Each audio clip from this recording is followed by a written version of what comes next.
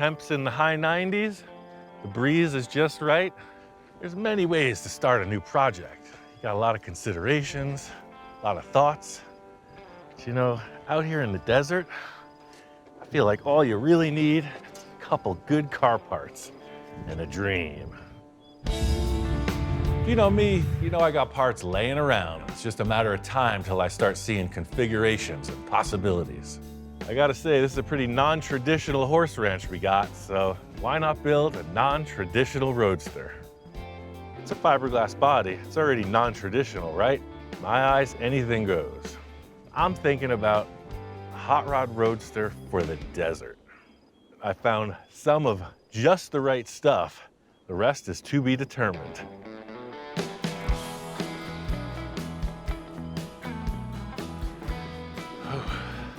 I can only remember which way was north. My shop's around here somewhere. All this wandering around the desert can really wear a guy out. As you can see, I am in need of some transportation. Water. Water. Got a little body, got a little chassis, and I got an engine. This fine piece of Americana. Some folks say it's a 360. Some folks say it's a 390. Universal agreement is it's a Ford FE engine from 1975. What do I know? It has some cool valve covers, so I bought it. What can I say? I like sparkly things. I mean, big old valve covers, sold. Next on the list of parts is this gem. 1991 Ford Ranger chassis, two-wheel drive. It's got this twin I-beam front suspension, really strong. They make awesome pre-runners. The rear suspension is soft. They ride great out in the Wild West. The 3 Fs, Ford, Ford, and Ford. This isn't my first foray into building a desert-inspired vehicle. I made Mr. T, which came out really cool. I built my wife Jamie this awesome dune buggy, and then of course, the Interceptor. It's something I've learned living out here. You need a vehicle that can take the bumps, they can get dirty, and keep on ticking. I mean, they all turned out really good, but this time I'm looking for something a little more purpose-built, but still with that funky style. Like most of my great ideas, it's not as easy as just putting together a puzzle. Body's definitely not designed to fit this chassis, and for me, of course, it's all about the look. Like, the wheelbase is radically different. I mean, this is a pretty noodly looking chassis here. It's all over the place. I mean, look at this roller coaster effect. I don't know where they came up with that or why. When you look at the Model A or T, it looks like a ladder. That doesn't bother me. I put this body on, start making adjustments. That's the essence of hot rodding, right? Just do what you can with the stuff you got lying around. Well, the chassis is not too wide. Look how the wheel arch is so far away from where the tire is. Problem number 1.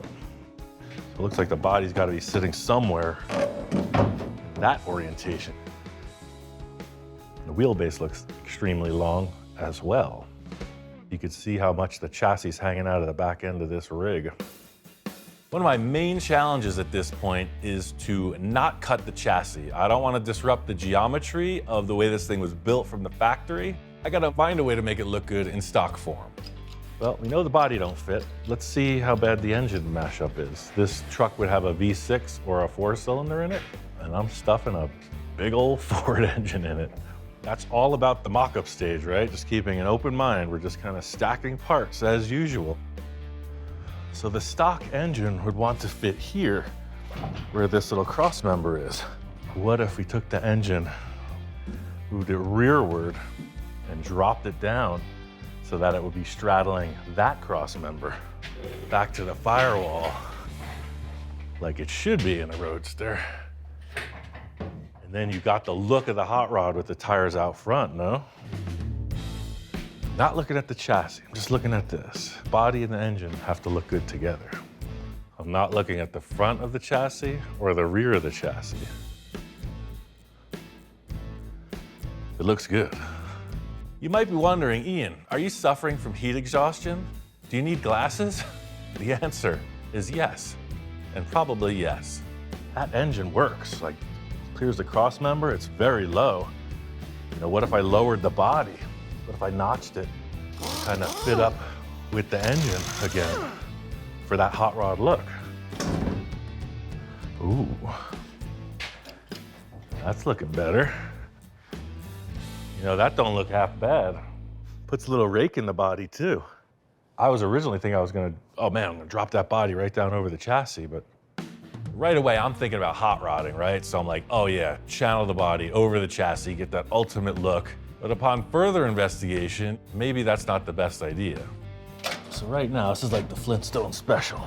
The unfortunate aspect of channeling it is as the body comes down, the floor seemingly rises up, less interior room. Feels like you're in the car. If I'm sitting 10 inches higher, then all of a sudden you're out of the car. This is actually a running theme through pretty much every one of my projects. Shrink it down, it looks so cool, the tires look massive next to it, and then you put this big carcass in there and everything changes. I have to fit in it one way or another, and that's a pretty big task. I gotta try to fit my big fat task in this car. Being that this is an off-road desert car, I definitely wanna have some kind of canopy over me, and a roll cage is a great place to put that sunshade, so roll cage is a definite. But I'm thinking, what if I left the body up in the back and raked it even more in the front? Like, what if I took some off of the nose of this thing and just dropped it down? What if it sat on the car like that, but lower? It's starting to get a little funky attitude right there. Yeah, I'll put the valve covers up here. That's what you want to see, too. I think I just made up your mind. By cutting this back, like this body line, look, it would kind of transfer into this a little bit better. See, they're not perfectly parallel, but they're definitely more in agreement than they were. That way this just kind of rolls off and it shows the frame. I'll throw the dice, commit, and cut. Ooh. Maybe we drop the engine a little. I love the valve covers being up like that. This makes the engine look so much more pronounced. This is what I was hoping for, you know, just one quick move and that sets the whole project in motion. The last thing I had was this cool grill. You know what I'm saying? Something in this area, I don't know. This is gonna have some kind of off-road tires. You think I got everything in order before I start the project? Heck no. This is just the mock-up phase. We're on our way. All that's left to do is everything. Typical business at Rancho Russello. What this thing needs next is a little TLC, a little tender loving cutting. Got some ideas. We've got our initial mock-up in place. Now it's time to bring some envisioning to life. My favorite pastime. This is where I want the body to land for here, ever after. I'm really not happy with seeing this trailer hitch and all this cross member stuff. I'm gonna put a roll cage in it, but firstly, I wanna get rid of this rear cross member and replace it with a round tube. It'll look a little bit more race truck. The whole idea here is to make it appear like with a hot rod, you know, pretty much the tires are the main statement, not a bunch of extra stuff. You know, a truck would have bumpers, a tow hitch, none of that on this rig. Chassis rails are gonna stay because they're supporting the leaf spring perches. I'm gonna make the tube frame first and then cut all this out. For this part of the project and the rest of all the tubing fabrication, I'm using 1.5 inch with 1/8 inch wall round tube. Probably not the stoutest choice for a serious off-road machine, but for this desert cruiser, it'll be perfect. The thing about off-road vehicles is like the functionality, these tube structures, that's the aesthetic. These things get tricked out. Some look super techy and some are more artsy. Mine would be more artsy, still looking techy.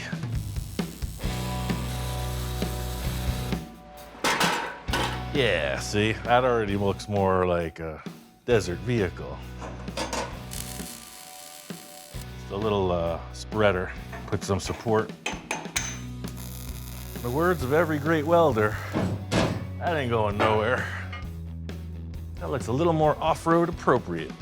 I really want to carry this aesthetic of the fabricated tube look through the entire project. That's really kind of the key to this off-road appearance.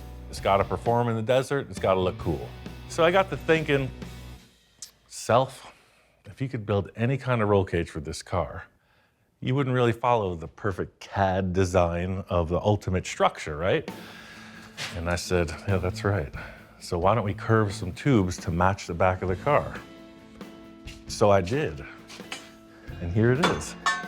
It has the potential to follow in the back of that car, does it not? But it'll also add something, the funk factor. So they don't turn down, they turn to wherever they land on the rear hoop, like that. So we spliced it with a straight shot. Does that look weird to you? Looks pretty weird to me. Let's carry on. In a perfect hot rod world, you'd have a chop top, right? But this isn't that type of thing. Headroom is gonna matter. Most of the time, it's all about the look, right? Like, I don't care if I'm crunched in there like a monster. But if you've been off-road and ever had the roll bar banging against your head for the entire ride, you change your mind about things. Principal factor in this look, because you think of a hot rod, chopped, channeled, lowered. This thing is pretty tall, and the roof, it looks to fit me, is gonna be even taller. Dang it. Why'd mama make me so tall? Can't even build a cool dune buggy. I mean, that's fun buggy style for sure, but I don't know. That looks really tall. The real challenge here is to have a true roll cage, it's gotta protect your neck. And if it doesn't, then what is it? At the same time, you don't want it to look like, one of those big hi-hats.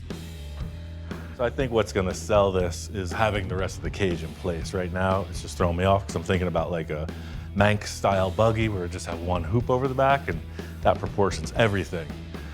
We're gonna have a structure. Did a little trimming, and I cut down the overhead roll bars as much as I felt comfortable doing. I want to get the rest of the cage structure in place and then see how it feels. So these little cuts here are called fish mouths because that's why. The whole idea here is it's adjustable. Right now, these little fish mouths will allow these bars to pivot, so just kind of centering some stuff. Once you start climbing in, and you're 6'2", so you can see this, right? It looks a little awkward, but this is me sitting right on the chassis, no seat. So what might help put it in proportion more, so maybe it doesn't look like it just has a big box stuck on top, is the rear bars. That's sort of what I was seeing back here. But the question is, where this doesn't just turn down to here, this is gonna come as a straight shot back to there. This is where the old duct tape helping hand comes in. So see, that's gonna hit there. Yeah, I could see that working.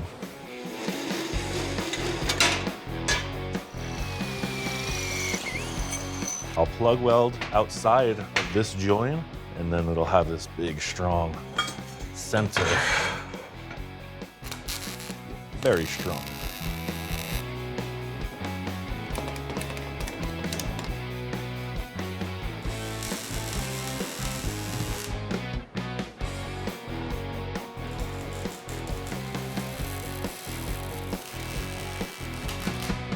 So seeing those rear bars on there, it doesn't look so much like there's a big box stuck on top. No, it's definitely tall, right? But it doesn't look so out of proportion with the body. I want to cut the front of this off and then decide what the tubes do going back to the cage. But the steering box is going to be the limiting factor because it's ahead of this cross member. So you could see, got a big old steering box sticking out ahead of the thing. I guess I'll just keep it at that. I'll cut right to that box. Just like the back of the chassis stuck out so far, the front of this chassis is gonna stick out as well.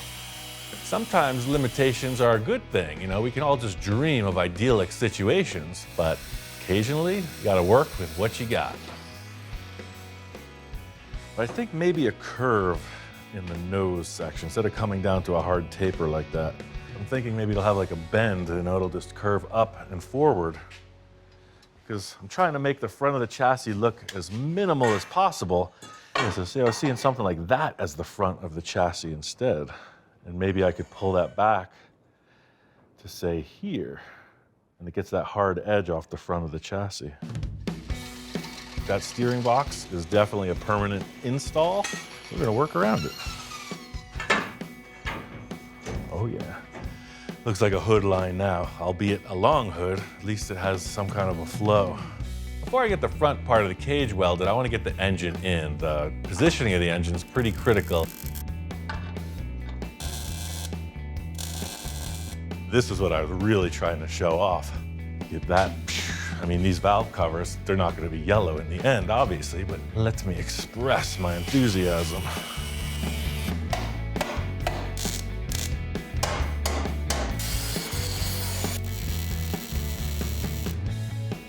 I love the way that the valve covers are showing above the cage. It's got like an aggressive look, so I'm pretty charged up. It's all about flavor, right? It's time to get the old spice rack out, get to work.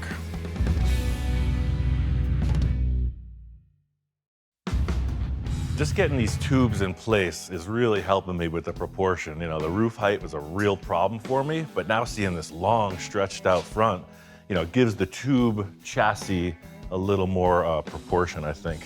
The rake being transferred down to the hood, it all looks like it's in alignment. The thing that's bugging me proportion-wise are these puny little trailer tires.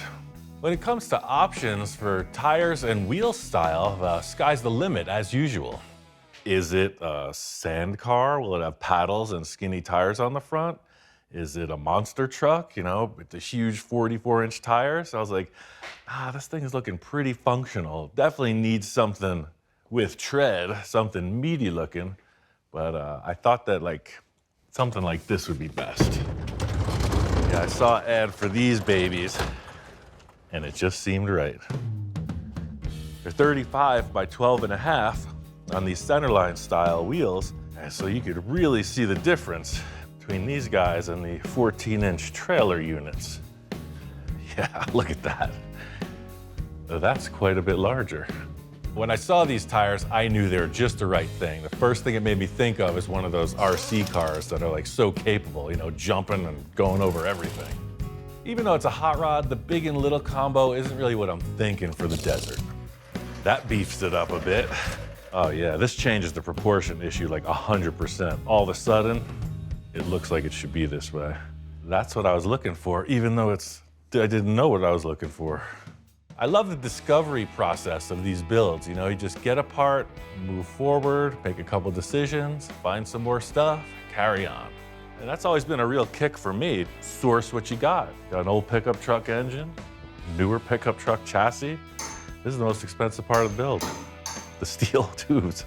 My approach is always parts first, ideas second. The parts lead to the ideas. It's like looking in front of you at a buffet.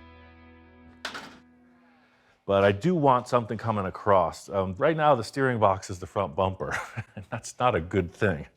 So I'm gonna at least want a couple tubes to protect that.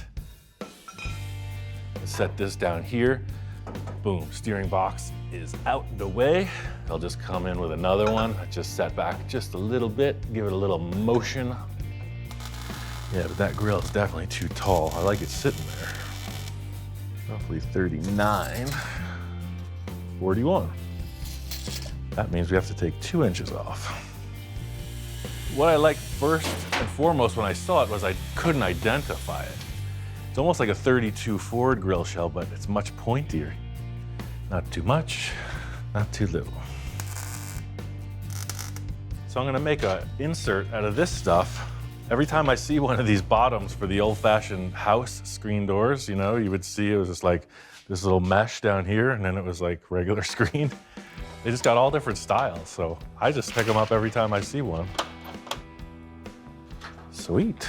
Yeah, so I don't know what that'll have long term, if it'll have maybe another screen behind it, just to give it a little more, you know, effect of a surface. But that's a cool little different kind of a grill. The primary thing in this whole front arrangement is that it looks complete. Now it's like, okay, tube chassis vehicle. It's got the Model T Roadster body, and it's got the T-style grill shell. And the cool factor for me is that you got this really sturdy now welded grill shell, and like the bottom of the opening is the Ranger chassis. So looking at it from the front, from the back, yes, I think we can live with that. But I think visually it would just help out these linear tubes. I'd like to see something that I can step on. It's gonna be a monster to get into this thing. You're gonna be like trying to get in over the edge of a swimming pool here. Why not a sidebar? It's like a brush guard, you know, something that would keep things out of those tires. See, now you got these tubes and they're all tubing around, doing tube things. Sometimes, as they say, you gotta just keep tubing until the tubing's done. So yeah, this little sidebar action, you know, it looks tubular like the rest of it, but more so it's a step, right? So you're just getting into the cockpit. So it's gonna be easy. Getting the rest of the cage in place, all of a sudden the proportions seem to work. We're off to the races. At this point in the project, there's only 3 words for this. Yabba, dabba, do. It's gonna be awesome. Now that we have our structure structuralized, it's time to get some mechanics in place so we can get this buggy down the trail. The next 2 necessities for this thing to operate are fuel and a radiator. I picked this guy up online, and I had this left over from another project, which is perfect. This cooled a big block Chevy engine, no problem. So I've made a shroud with a big electric fan that operates just fine with this radiator. So it's basically brand new, but repurposed. I know I'm gonna put the gas tank down here underneath. So this bar is gonna come across here to support the tank. And I'm gonna have to notch into the body a little bit. All right, I'll give that up, right? You see those race cars with like the parachute on the back, it's a little box on the back of the car. Fine, I got a box on the back of the car. The second thing, where does the radiator go back here? I've seen buggies, trucks, where they'll mount them on this bar here, kind of angled. Ultimately, it comes down to the look. I don't want a big aluminum panel up here with a fan showing. There's gonna be airflow right through here. So I was thinking about getting this radiator mounted somewhere in the body with some sort of duct or something. First thing I wanna do is just get this gas tank in. Bottom line here is it comes down to function, right? It's gotta look good and it's gotta work. But primarily for me, it's gotta look good. Yeah, it gives a little bit of that junk in the trunk look. I like it, it works good. The next thing is that radiator. That's where the plot thickens. The body lines on the Model T, they're very petite, so to speak, and the radiator I'm choosing is very large. So therein lies the mashup. Can't put the radiator in front, that's a challenge. I kind of see the radiator sitting in the body, but I want to open the body a bit so that it can get a lot of air, obviously. Cutting like what you would see for a rumble seat, like this used to be a lid, and then maybe we can push this down a little bit to expose the radiator more, or maybe we just cut it out as if it was just an open panel.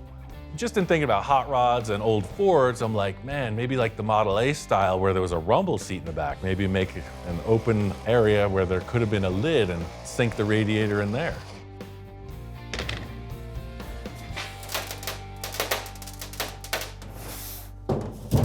Yeah, look at that.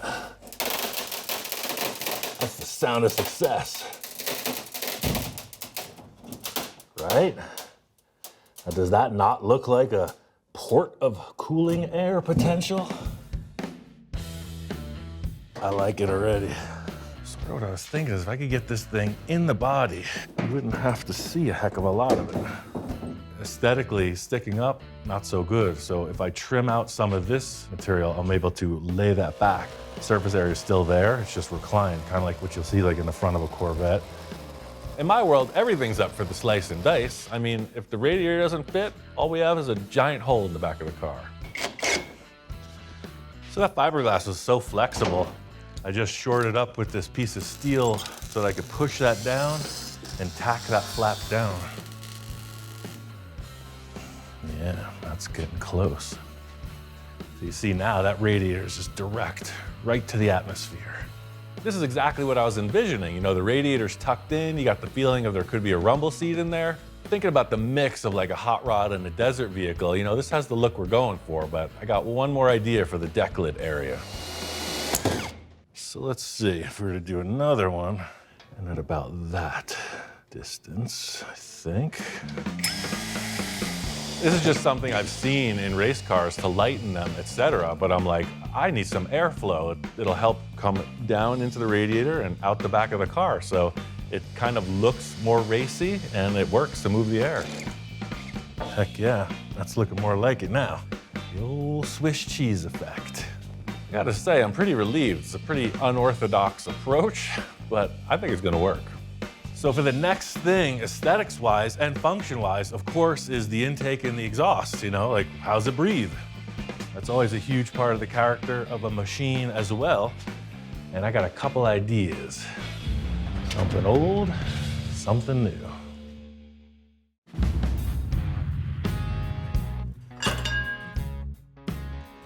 Anybody in there? I made some progress on getting the engine squared away, and I'm inching towards that first run down the desert. It's got a new alternator, fuel pump, starter, and I got a new carburetor for it too. It gives it a little flair.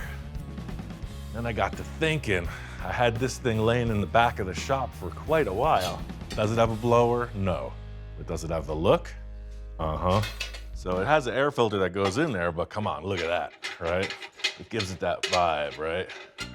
You know me, I like the cartoon stuff where the engine's like literally like jumping out of the vehicle, that type of thing. So this air cleaner on top, yeah, the engine's growing, it's taking up some space. Well, does the exhaust, is it just mild? Is it under the car and out the back? I don't think so. It's gotta have something weird looking. Well, sir, if weird is what you are seeking, you've come to the right place. I got some exhaust headers with this engine.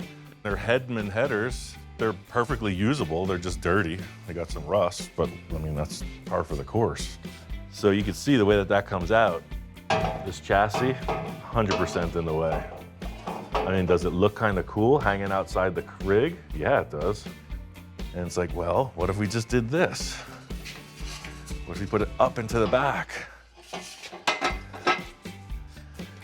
That's pretty wild looking. Like, I love the bottom end of these. You never even see this because this is under the vehicle all the time. So it's got like that cool twisty tubey effect. Yeah, I think I want to get a couple bolts and just put these on, see how they look. Yeah, I mean, who knows? Stranger things have happened, right? Yeah, that's just weird enough to sell it for me. Like a bat.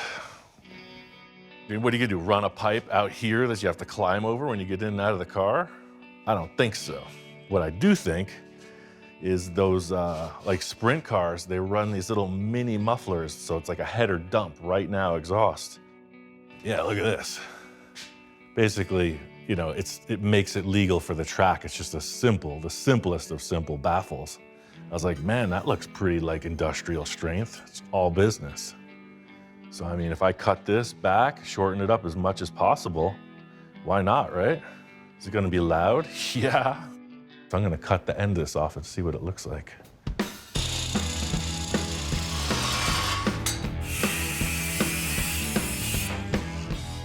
I'll weld that right on.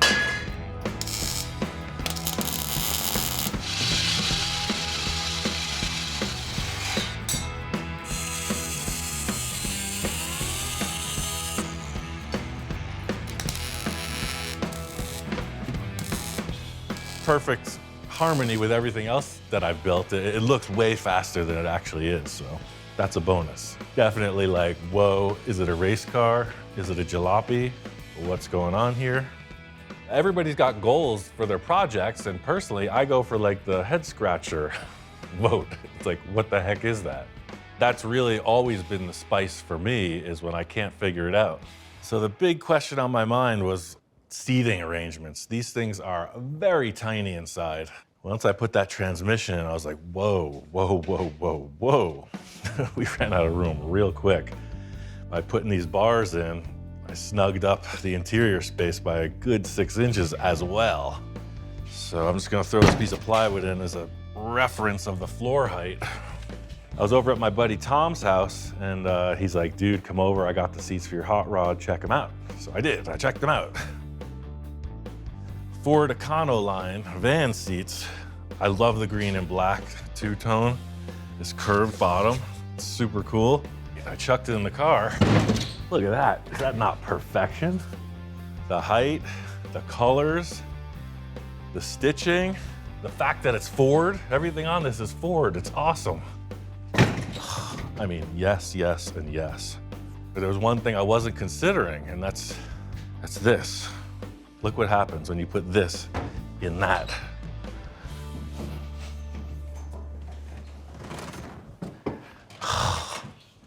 You run out of room real quick. There's nowhere to put this other leg. Where do I put it? Over here? I just make it a bench seat. That's what I was trying to get away from. As much as I like them, you can see that this is 5 pounds of trash in a 1 pound bag. Nothing's easy in the land of full custom. I mean, those seats look perfect. Now it's time to figure out something else.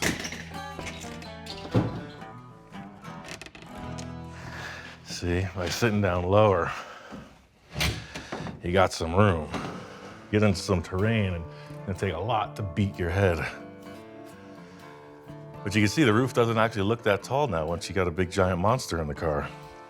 What I learned from that other seat fit up is I need to keep this seat as low and compact as possible. I mean, what if it was just right here, center steer? Shifter right here, I could bend it over to this side. Then there's tons of room. Accelerator on the right, steering wheel, front row center.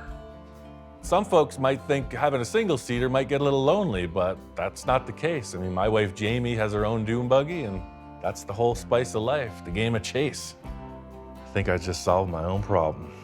I really didn't have any other option. There was no room, so it's just me. I cut a whole bunch of these 1/8" plate tabs, and I'm welding them into the roll cage because that's going to support the seat back, the new seat back that'll fit me. Maximum interior space. So yeah, I think something like this, but I'm gonna have to build up a bottom for this. So I'm gonna use this as the dimension right here.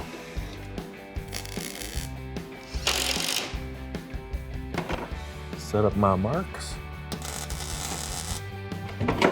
You'll see this angle here, just locks it in, locks it to the back. It ain't going nowhere. It's not gonna have any formal floors. It's just a screen. I got this expanded mesh. So yeah, I'm just gonna make a couple templates, cut it out for the floor pans.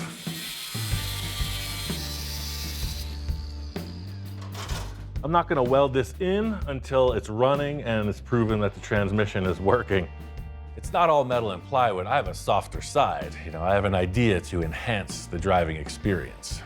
So I was thinking what would be super durable and usable as a seat cover. This is Dude's dog bed.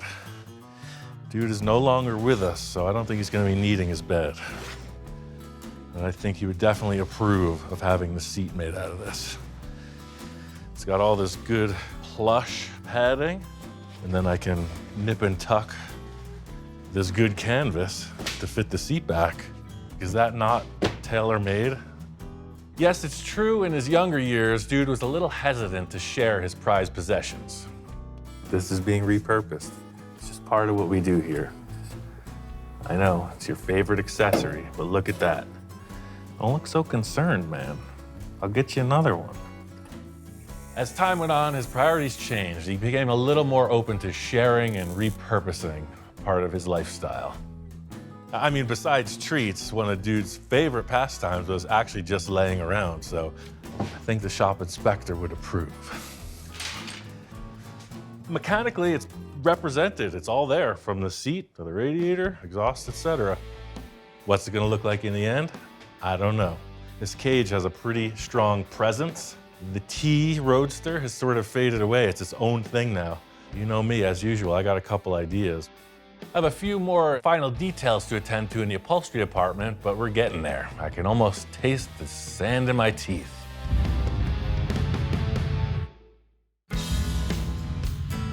I just did a quick scuff with Scotch-Brite and just flat black and the whole thing. Fuel cell, chassis, engine. The headers are coated with a high heat. I think it's starting to look a little bit better. We're at the critical point.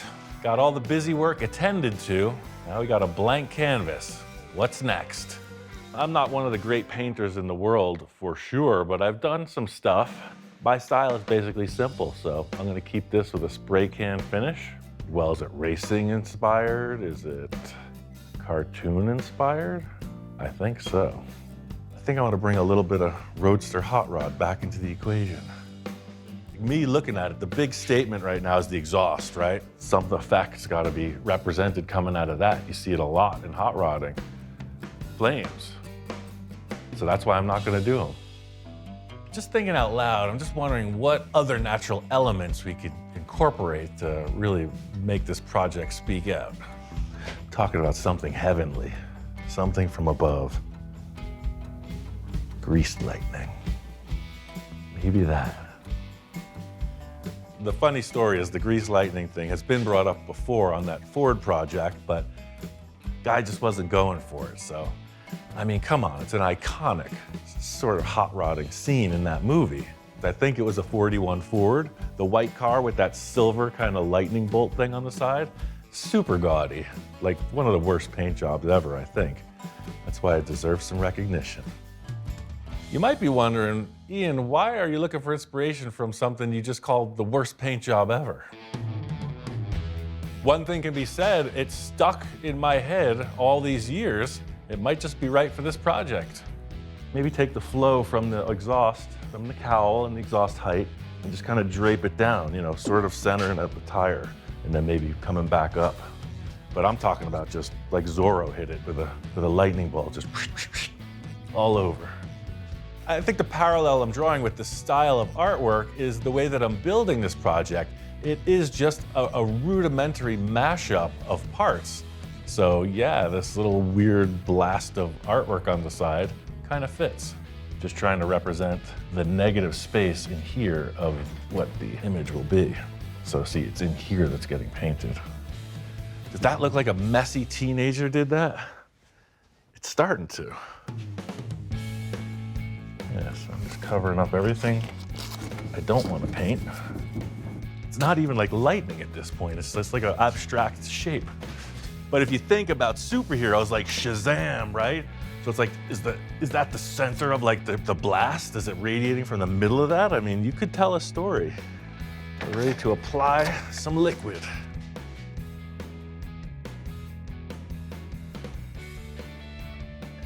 Not a man of indecision. Once you give it the double take to certify, what else is there? It's about as low tech as it gets. So this is called stainless steel, this color. This isn't gonna be just a simple, one-shot deal on the layout. So I'm leaving the rest of the car masked and I'm just pulling back against that negative shape of the design. Guy in his garage. Can of spray paint in a dream. That's weird. That's weird enough to be a keeper. Checking this out, it's like, yeah, it gives you a feeling of motion. The body was pretty boring, just this matte black shape. So this little graphic really spices it up. What I'm thinking is a border on the silver. Gives it a nice little frame surrounding that. I have a plethora of options here. I've got some pink, got some blue. And I could go wild with it. Look at that pearl. I don't know, that could really take it over the top, huh? I got options, I got spray cans. We'll see what develops. I mean, anything can happen. And then we ride.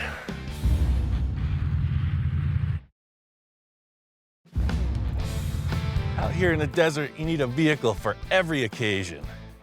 This one is for pure fun. This desert hot rod is ready for its maiden voyage. Got the paint set up, very simple, bold graphic.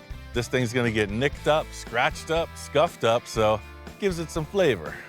I felt mostly like it really works with the exhaust. It's pretty dramatic. Sort of like an old race car would have, something pretty primitive, but flashy. I was gonna put that blower on the engine, but I felt like it was just too much. While it did look really aggressive, I thought it might just kind of cause some stress. This thing's gonna be bouncing around a lot, and the last thing I want is a big bobblehead on top of the engine.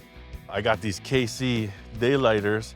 They're the real deal. They got the KC logo right on the glass. I like old school. The wheel and tire combo really gives this thing an aggressive look. Dog bed upholstered seat, and what more does a man need? Proportions for me were always the issue with this. Getting the roll bar in place and the length of it, like it works, but it's still super cramped inside. I barely fit. I put the steering outside the body. It steers perfect. 2 universal joints, right to the Ranger steering box. It's ready to go. Seeing the car out here, you know, the graphic and the look of it, it works for me. It is the toy that I always build, right? So it fits like that. It looks like it could be a small little scale model. It's got the look, right? It's definitely a cartoon machine. There are a million ways to go off-roading. I just happen to like the weird stuff. Yeah, my friend Crafty B, he does aluminum casting. He's like, oh man, I got just the badge for that ride. This car fits right in my mental state. It's got the weird mashup of parts. It's got the weird exhaust, weird artwork, a little bit of a weird roll cage. Let's roll. I always got the cartoon monster in my head. It's like, well, who drives this? I think once we get to driving it, the character will emerge.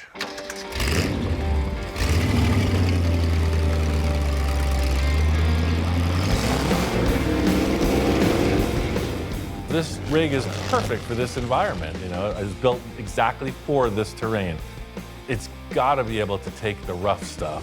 It is excessively hot and it is brutally bumpy. So for a machine to hold together out here, it's gotta hold up to those demands. The Ranger chassis just sucks up these ruts. The manual transmission spins these tires like nobody's business. I mean, this engine, I think, was the optimal choice. It's got bottom end torque for days. The sound of the exhaust right there in stereo, pure adrenaline rush. It's intense.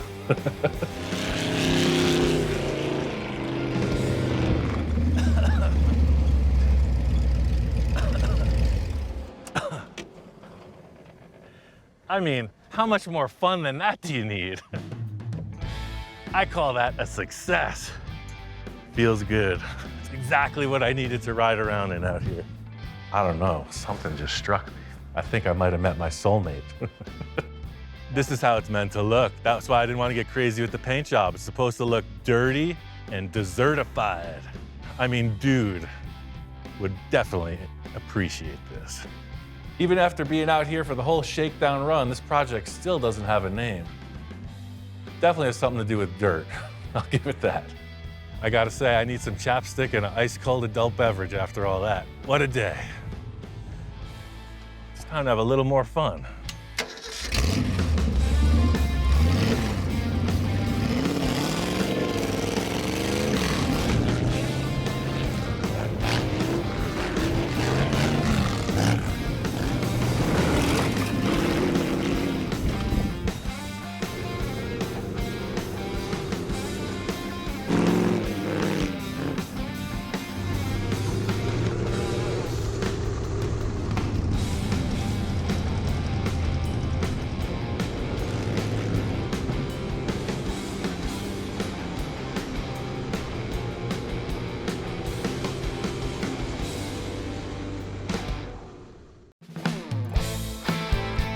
I got my good buddy Eric out here for another Rancho Russello adventure.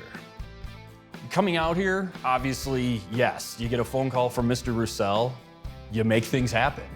Now, we've done some really wacky stuff in the past. That Space Junkie bubble top, and then the Blue Demon project was just ridiculous. So, all right. Eric has been a long-time great collaborator. His ideas are always out of the box. He's got a track record to prove it. From the first project we ever worked on, it's always shown something that neither of us expected, and that's why he's here for the mission. Yeah, of course I didn't ask you out here on a vacation. I got you here for a reason. What? Come on. And that's why I didn't tell you what we were building. I've never worked on a station wagon before. I've never had one.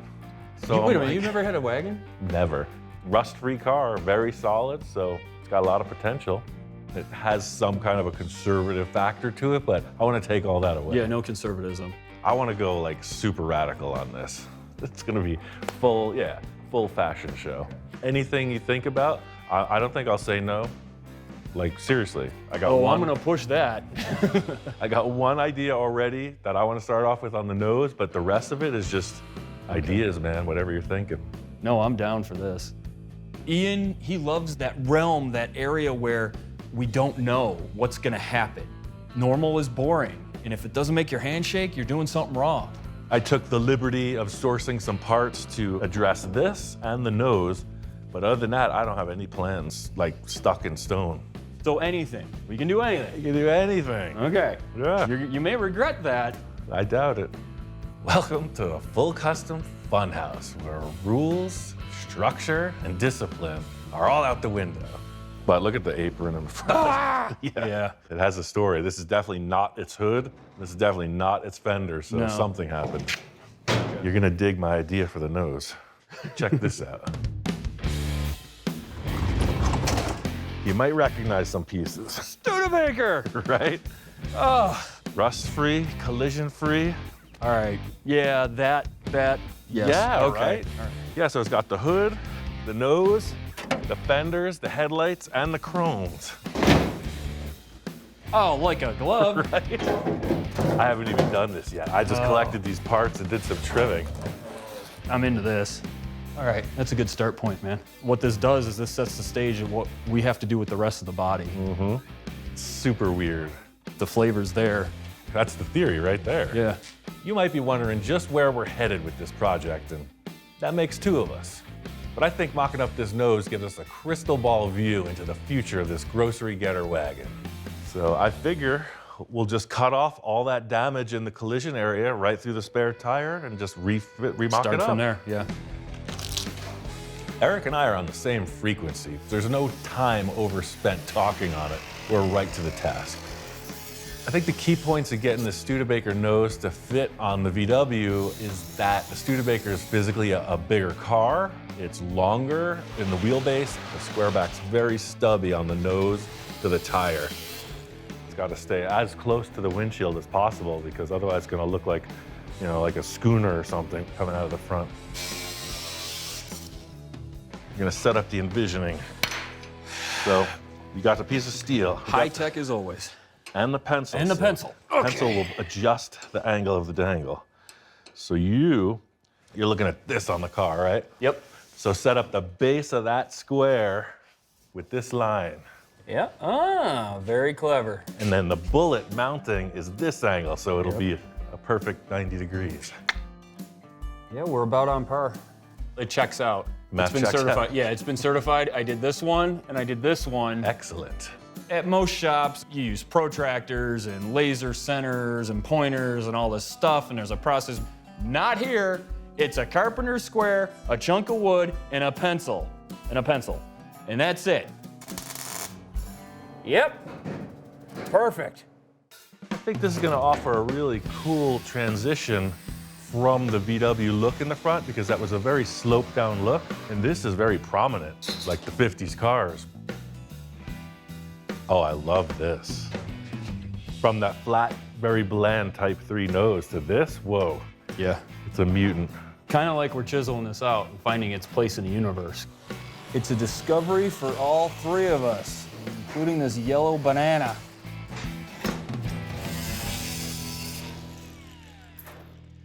That's quite a stellar arrangement.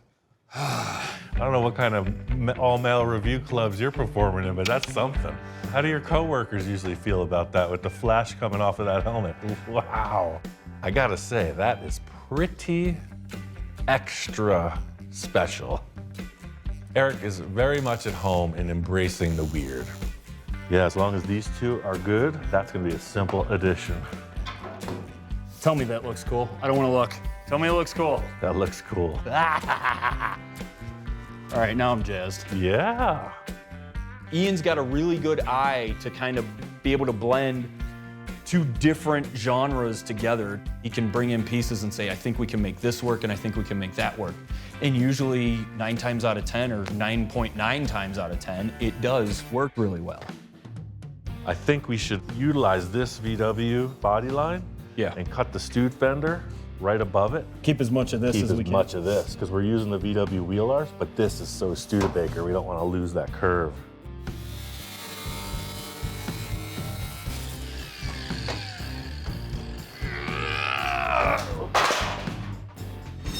Is everything okay over there? Yeah.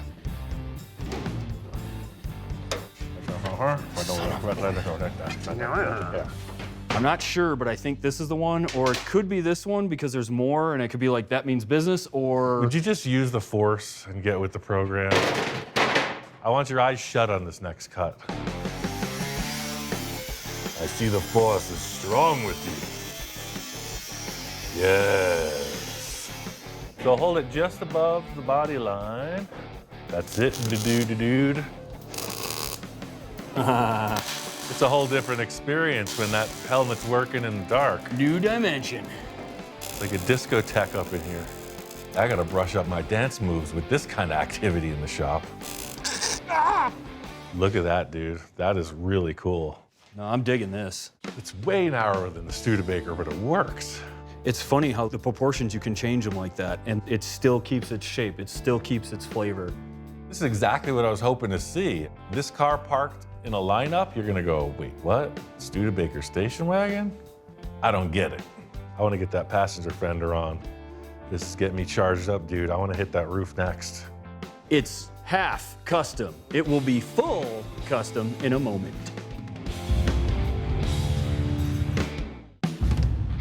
So getting this nose on, I mean, what a radical change. I love it. The rest of the body now is way bland. Next task on the list is addressing the roof line. I don't really have any specific ideas, but I know I definitely don't want stock. You need to make the roof as off the wall as possible. Yeah. Because the rest of it is just... I think let's just tack weld the door shut and just cut the roof right off. Let's just mess around with some ideas. I mean, it could go anywhere in discussion, but you know, once you put the parts in place, you find That's that when you sweet start spot. seeing stuff, yeah. Building up a project like this from only a few parts ideas, I'm just waiting for the statement. I'm waiting for the what is it moment.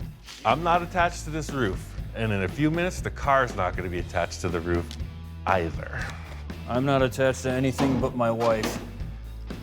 My first thought is always go as radical as possible and then pull back. Some people may think baby steps. I say eat the whole sandwich.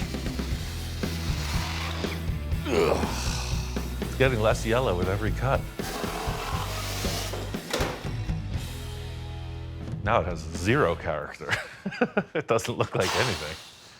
I didn't think it could get any more plain. But yet here it is. Needs more cowbell. Definitely needs more cowbell. Let's spin it around. We have the post on the back. We have the front posts. Use the hatchback as the... Yeah, use the hatchback. Hey, I'm up for anything. I mean, that's what we're here for, discussion, right? Why not? I told Eric all ideas were up for consideration, so, I mean, here we go. Look how narrow that is. Doesn't even look bad backwards. Interesting. Yeah. I thought you had a horrible idea. It's completely horrible. The fact that you listen to me is astonishing. Don't do that again. I'm usually the guy with the wild ideas, and I'm just like, that can't possibly work. But wait, 4 inches where the windshield lands? Because that round windshield was kind of like a falling back effect, and this gives it like a little more It's got a meanness. Yeah. There's so much stuff in the way, but I'm digging this. Yeah. Bang, right there. Straight down. The roof is way narrower in the rear than in the front. So it's like, what? Yeah, now what? But upon exploration, it's just a megaton of work to make this roof fit properly. By flipping it, we'd have to cut through the center, widen it, etc. I don't think we'd gain much reward, but the forehead on this is starting to have some appeal. I have a Nash Metropolitan roof in the back. Maybe we should look at that. yeah. Here lies the remains of my last project with Victor. And as you can see, it's ripe for the picking. Oh. And it's, when we're talking flat glass, and see the forehead on this? Yeah. It's very much like that. Oh my goodness, yeah. Maybe it'll be a hint in the right direction? Yeah. I don't know. First step is to get rid of the dash and all the glass. We're only interested in the roof skin and the pillars. Rubber seals and the desert don't get along very well together. I see that. Yeah, they get petrified. I don't mean scared. Oh, wow, it's not that narrow after all. Maybe too Studebaker. Yeah. I like this. Yeah. I like this. You know, this is a nice shape.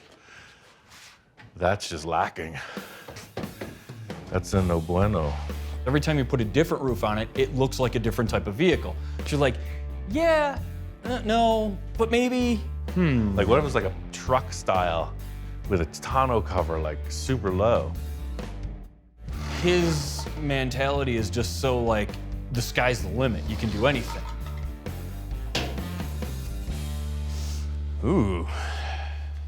It's nice to get into a project where you don't know what you're building, isn't it? I love this. He doesn't know what to say. I have no idea. So day one, you know, things pretty easy. Put a Studebaker bullet nose on the front end of the sucker. Boom, done. Where's my cupcake? But as we progress into the roof chop, the fear is washing over now at this point because it's like, We had a great day yesterday, didn't we? yeah. Now what do we do? Ian, of course, as always, is as cool as a cucumber or as lays like broccoli. There is light at the end of the tunnel. One step at a time. Might be losing my trusty sidekick to the process. I gotta reel him back in. I'm gonna stick that windshield on here. The stock glass, just as the Roadster look. This is where we really need to keep inventory of all the things we've tried. So far, we've changed the front of the roof line, and we like how it complemented the Studebaker nose. It kind of looks like a beach buggy now that you can rent. Banana buggy beach rentals. Hey. I always say all my projects have a story, whether it's the supervillain driving the hot rod or the alien driving a spaceship. Somehow this beach buggy rental story just began. Banana hammock beach buggy rentals. Come join us. You're welcome for your $1 million idea. Just looking at the car, I'm thinking, you know, what if we used the stock glass and just like leaned it back, raked it? That's kind of radical. It's just a big window, but laid way back. You're all shook up now, aren't you, baby? Yeah, I'm twisted. There's just a whole thing about not doing weird for weird's sake. It's easy to go over the line where people take it as comical, right? Because you could be like, ew, that's weird. But if you make it intriguing, all of a sudden, that's weird. Looks pretty aggressive. It's not looking like a squareback anymore. No. I did a couple chops where I used the stock glass but sunk it in. And this is different with the slant back, with the changing of the angle of it. It's appealing for some reason. I was thinking, of course, oh, the most radical chop ever, right? And it's just like, man, it just looked weird. I didn't want to get way out of proportion between the side panels and then the roof height. Something about this dimension works. Ian's envisioning process, it's in his head. The best you can do is just try to lasso whatever comes out of his mouth as he's looking at something. You just have to kind of watch how it goes down. How you feeling? I'm feeling it. Welder up, sire. With the chop on the car now, you stand back and look. I'm kind of digging how this thing's progressing. The thing's starting to now kind of tell us what it wants. Never said it was gonna be easy, but we are one step closer to driving our big yellow banana. As for now, the chop works. I like it. The proportions there, only slight tuning to get it into gear. I'm digging the open feel of this pillarless roof. There's just something about having the breeze through open air design. It wasn't something I planned. Happy accident scenario. No B-pillars, I'm going for it. Presentation of the D-pillar at this point is gonna mean everything. You know, the roof, of course, is lower, but it's also more forward. Got the old mismatch issue. The roof is... I mean, it's just a tiny, tiny mismatch, just a little. I really wanna see the engine. I can get down on that, yeah, absolutely. And I wanna change the taillights. Right now, my concept is just like a hot rod. You'll see the engine up front exposed. Right now, that's the way I'm feeling about the back end. Jewelry box, basically. 100%. So see, the engine's here, right? So imagine the roof only being to the engine. Oh, yeah, man. Yeah. Yeah, because ultimately it doesn't need to be that long. It could be something like, see, anything could happen, right? Okay. I'm glad But I then got up this morning. But to make it even weirder, So, okay, we're gonna have these fenders sticking out the back, right? Yeah. And I was like, everybody's gonna know, Type 3 taillights, right? So check this out. Oh, there's more. Look at that. What year, 53? Yeah, something like that, yeah. You got the peak here, Yeah. and you got the peak here. And that's exactly what I saw on the Cadillac. Okay. Yeah, drop down in position and everything. That'll look really good. Settle those in, Yeah, and then yeah. decide on the roof. Now we have the wild in the back as well, which works out well. So I think we're balancing it properly.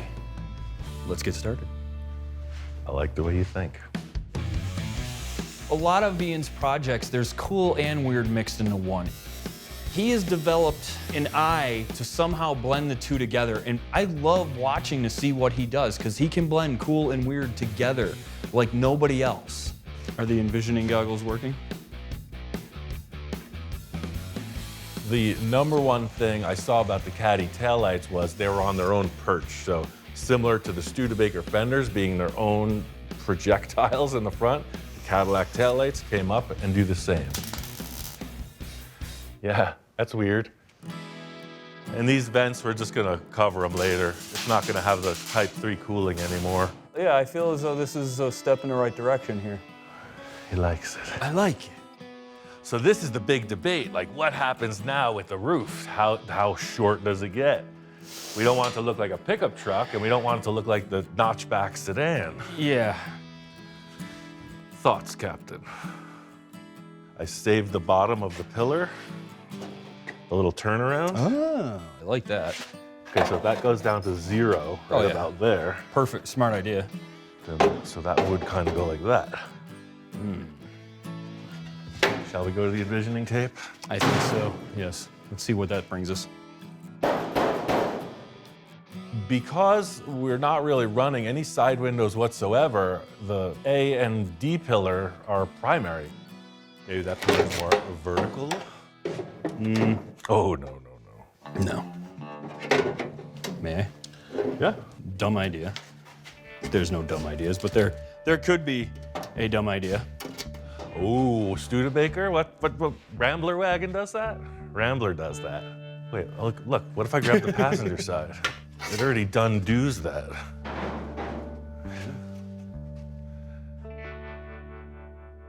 Talk about freak show. So we get that desired effect of the engine exposed, but now the rear window is like a trucker hat over the engine. Like the bill of the hat is coming out over it. Business in front, party out back. You never know what you end up with in a project. You know, I had in my mind an idea about a shortened roof, exposing the engine, and this idea just might be the ticket. This would pretty much be like that. Well, not that bad. Here, let me hold it. You take a look. So weird. The Studebaker has this huge depth. The square back is a box. Now we're achieving fins out and a huge depth. Yeah. It doesn't look super great, but I think it's a better approach than the other way, which would be where the normals would take it to, I think. And I excel at making things that aren't really good looking.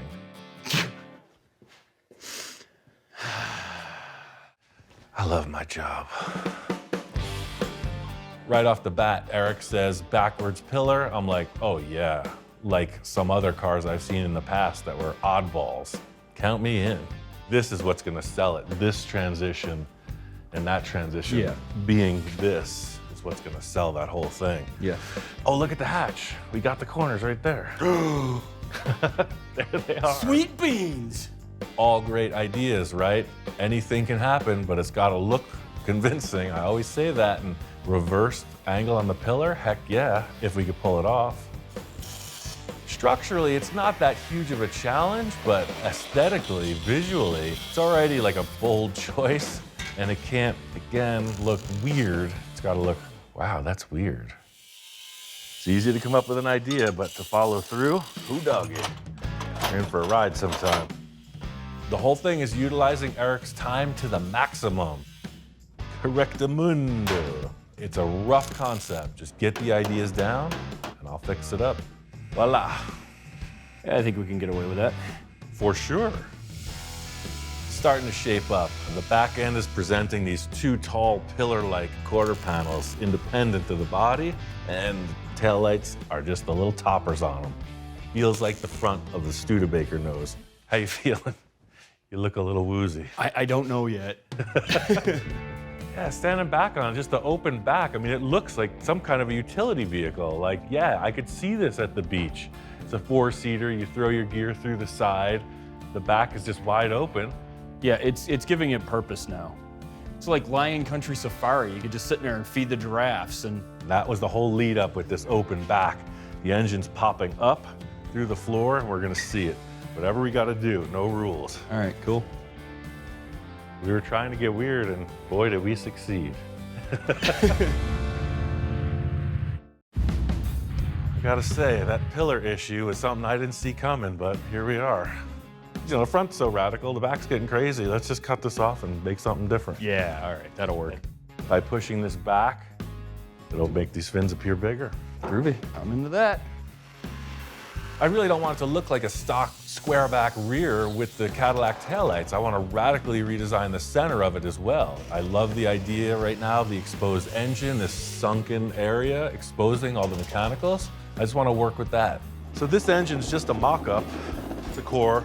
The fresh engine is at the rebuilder right now, so you're really getting warmed up on these VWs now that you're hanging out with me, man. And of course, I got a few tasty treats to spice things up. It's a pretty cool fan shroud. I got this set of carbs. Oh. But see, now look, it's kind of stacking up in there, right? I want to show as much of this as possible, so I'm thinking maybe this deck comes out completely. Nice plan. I like that. See, like reverse like that. Give it a little curvature. I just had a really weird idea. I'm in. I love what you're doing with that pan. So it's a sheet metal here, right? But I was like, man, it's gonna be so bland, right? But no, it's actually the exhaust cove. So that's just the pan, and the exhaust is some kind of really showy thing right here. Right. Yeah, I like that idea a lot. I gotta look in my parts stash. I think I might have some interesting tips.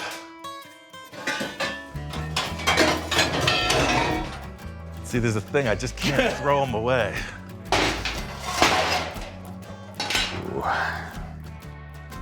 There's more? Everybody has their little secrets.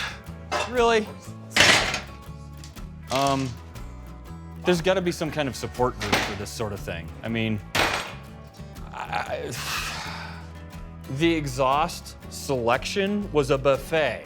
And I mean like the buffet you bring a bib in your own silverware. I mean, you can't be too ready for an exhaust swap. No, That's no, all no. I'm saying. I mean, how do I put this? His exhaust fetish is actually a really good collection. He's got a lot of really neat shapes, different styles. He's got Monza pipes, he's got stuff in stainless, he's got all sorts of little trumpet guys.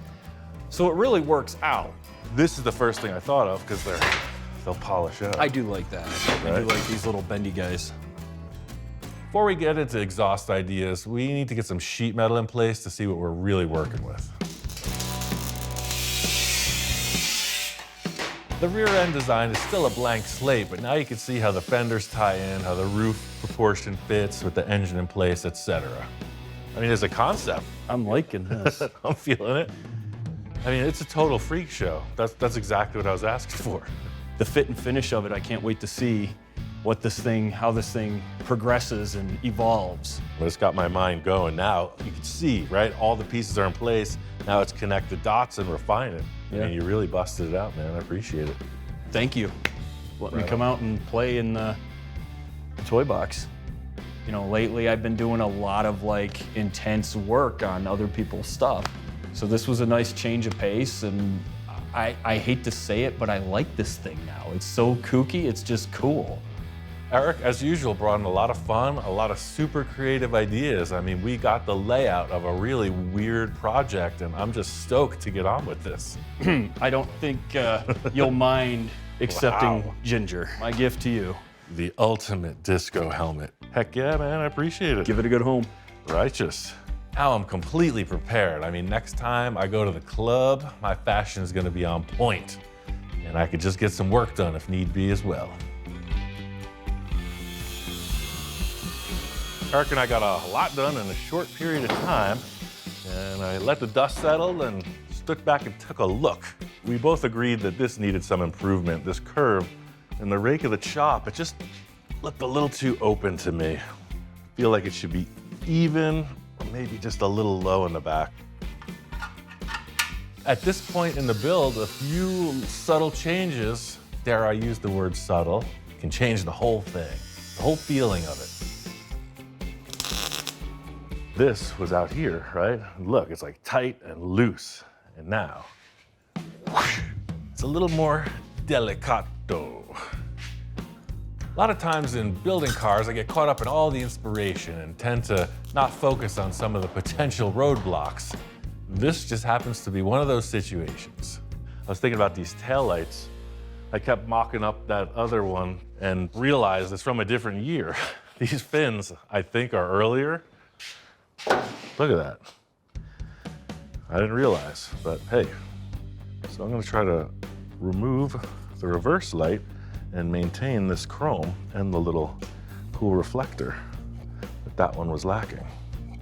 Given a choice between practicality and inspiration, I will choose inspiration 100% of the time. I still love that reflector. We're gonna have to do something to maintain that. The whole key here, especially with Eric's collaboration, is to find that inspiration, because the motivation flows from that. When you got a mission, everything else just follows. Now our issue is this. Got this big hunk of plastic that don't fit. Ain't nothing in life that's free. Just gonna take some doing. This is just how the cookie crumbles in a land of full custom. You need to adapt and overcome. Most people would just get taillights that fit. Nope, just cut the car just right.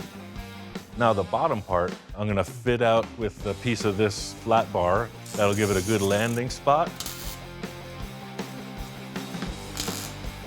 Last piece to the puzzle is the little jewel. I like that. You know, it definitely looks like a real car part and not just kind of an add-on. In the end, this difficulty with the lens fit up worked to my advantage. I feel like the smaller lens added to the design of a thinner rear fender, and that's good for a smaller car. That's the story of car building, you know, you get one side that looks good, but then there's inside and then the outside of the other side. It's all gotta be symmetrical.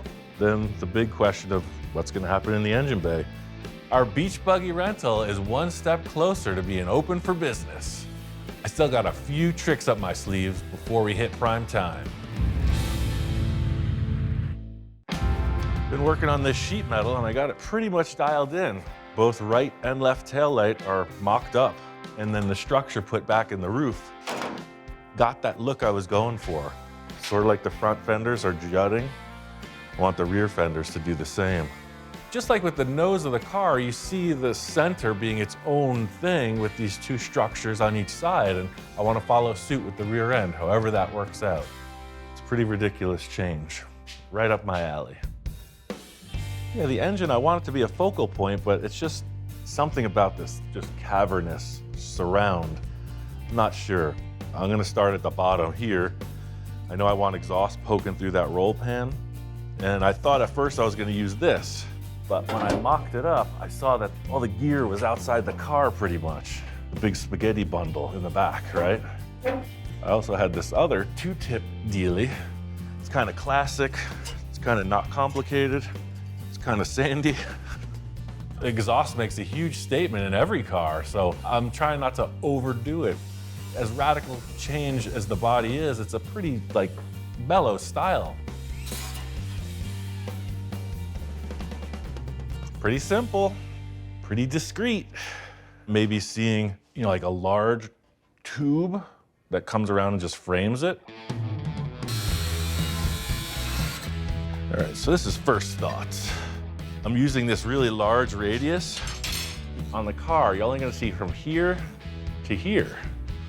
So the tube doesn't actually exist. You're just seeing this nice curve.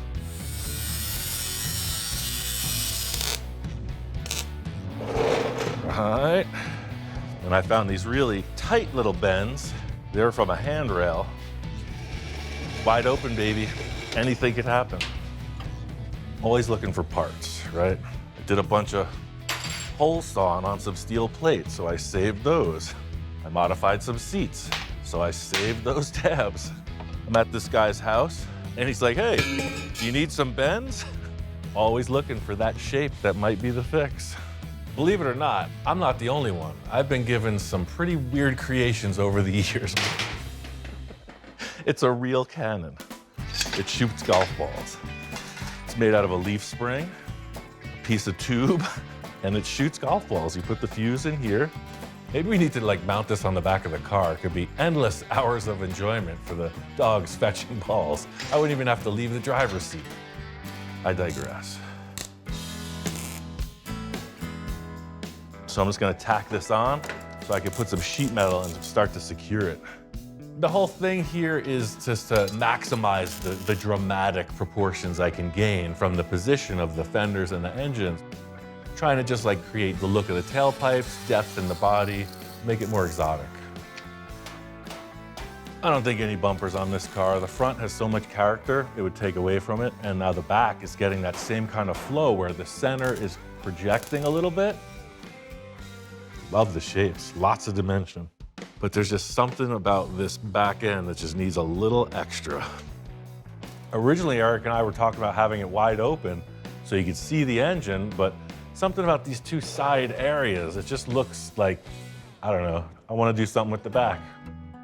I was just thinking about the back end of cars, right? And I'm like, wait, we hacked apart this Metropolitan and I used pieces of it on this other project, but the whole trunk and rear portion of the center of the car, exactly what I need for this, is laying in the back of the shop. This was the area where the spare tire hung, so I had cut that out. But I was like, look, there's the window where you can look into the engine.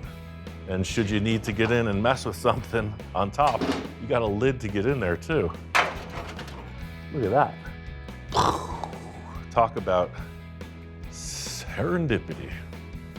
I got two words, surf and safari. All it's gonna take is a little bit of everything.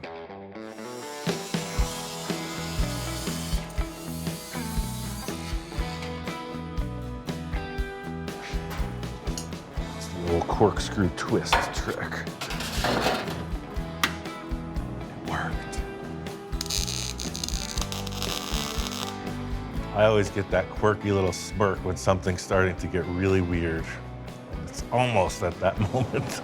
I'm gonna cut this out of steel and then use the shrinker to just make a nice transition around that corner. But it's got these little teeth that munch.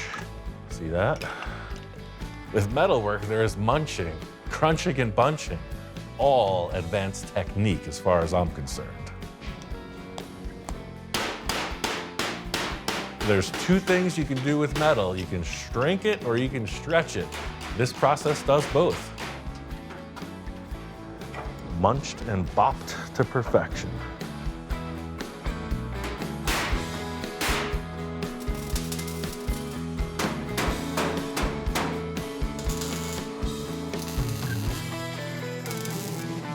Very interesting. There's something about this surface coming over the engine. Initially I was saying exposed engine, but putting this in place, it's like the double decker adds something to the car. It gives it like a more enclosed feeling. But I definitely want to see engine through that. What's gonna really set that look in place? We're really onto something with this rear end design, but I think it just needs something more to call it complete. Before we get any further along, I want to spend a little time on the bodywork and see how it's feeling. There's nothing like a little elbow grease to get things headed in the right direction. I like to really get the heavy aspects of the filler in place. That way you're not looking at all these welded seams. You've got the inside gap of the hood opening all detailed in, and the VW body line into the Studebaker is coming along pretty good too. A little hammer and dolly work and some filler. Never knew what went on back there. The missing link is this hole I cut in the back of the body. It had kind of like a Continental kit. So this, sat in the car like that with a vertical spare tire. I don't need a spare tire on the back, but the look of the Continental kit was pretty cool. It's this point in the process where the whole view really comes into play. Of course, the wheel and tire combo mean everything. So this is what I'm using for all four rims. Real simple setup. I got the smoothie steel wheels with the moon cap with no VW logo and just the trim ring like that. So it got me thinking about the Continental kit. This back here, sort of looking like a Continental kit, but it pops off so you can access the carburetor, distributor, generator, etc. I mean, that sounds great in theory, but like, okay, well, here I am dangling 2 items in space. How it actually happens is where the story begins. I got this rim over here, Chevy. Trim ring fits it perfect. I don't want the rim though. I don't want this blocking the airflow. I just want it wide open. So I'm thinking about making a couple tabs that will bolt in or screw in under the trim ring, mimicking the look of the original Studebaker. It's got kind of the cross with the chrome dome in the center, right? So what if I made 4 little wire supports that screwed onto that ring in that pattern, paint them black. This thing kind of appears to be floating, but still front and back the same. Enough theorizing. I mean, let's see you make it happen already. Your hands aren't even dirty.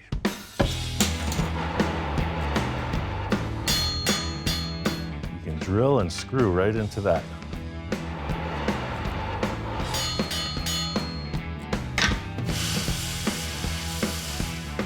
The old X marks the spot trick.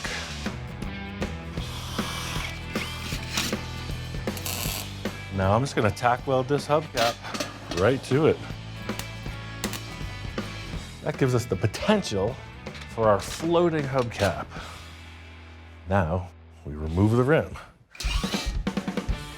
The whole concept with this is that I feel like it should look like magic, right? It's just a floating disc in the center of this hole. There's always a tell to every magic trick. This is how I'm gonna do it. Yes. That's just dumb enough to call my own. I love it.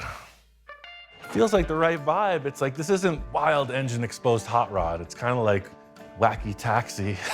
It's a little shade canopy of a roof, and it's got to be something that's just like, whoa, did you see that car? Yeah, all the weirdos drive them.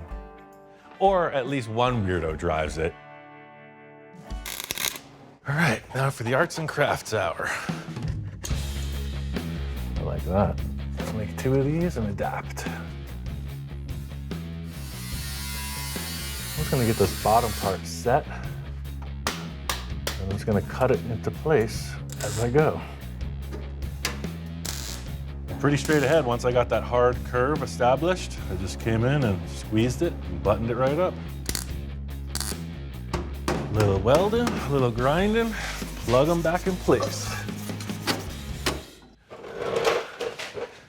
The old floating hubcap trick. Moving right along, it's getting weirder as it goes. This thing has got the revered double cool factor. This design not only looks cool, but it keeps the engine cool as well. Just like so many of my other projects, this thing's like a Hot Wheels. It's a big toy car, you know what I'm saying? It's just exactly that. It's like, whoa, what the heck is going on here? Next up is the paintwork. I got some ideas, and that really does bring it all together.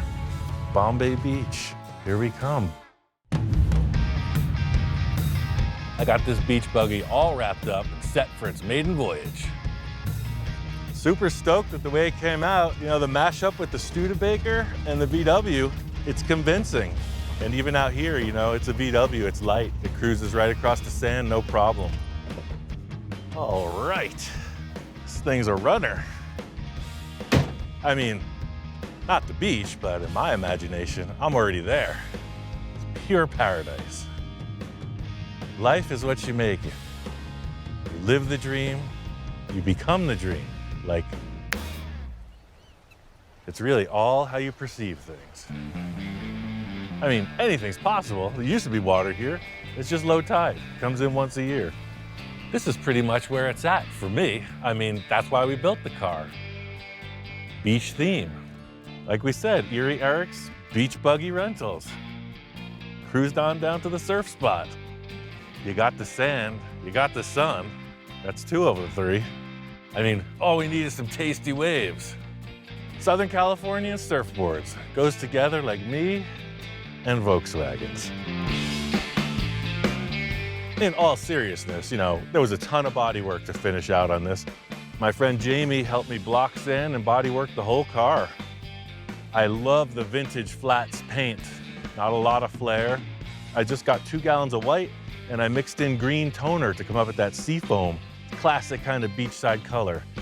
One of the iconic wagons in the world is the Chevy Nomad, so I used a similar flow where the paint checks off of the pillar and comes forward in a spear. Not a perfect representation of that, but you definitely get the inspiration. From the onset, the only thing I saw was the bullet nose and the Cadillac fins. Everything else was the collab between Eric and I. That's what you end up with. I mean, it really was just throw down, showdown, and here we are, painted. But somehow, it works. That's one reason I love collaborating with Eric so much, is because he's a pro, he knows how to do things. He also likes to get weird, you know? And that's what we really did in this. It was just like, hey man, let's get down and try something crazy. That back end was a monster. Inside curves are one of the hardest things to bodywork, and I'm gonna blame that all on Eric. He got the glory, I got the lack of fingerprints. Sort of retro, sort of atomic age, definitely cartoon. It's got a jet engine symbolized, it's got fins, it's got a bullet nose like a rocket. I dubbed the Starlux. That's the most satisfying thing in the end, is to see it actually function. So instead of just being a mock-up and then it goes away, no, it's like, it's turnkey. It works. Can it be detailed? For sure. But that satisfaction of just seeing the silhouette, seeing finished paint and driving, that's good for me. The journey of this car is still unknown. Interior, hot rod engine, anything could happen. End result of this isn't something that's just like out of control, crazy cartoon like I do so many times, but it's just kind of like a cool weirdo cruiser. I think this is weird with a smile.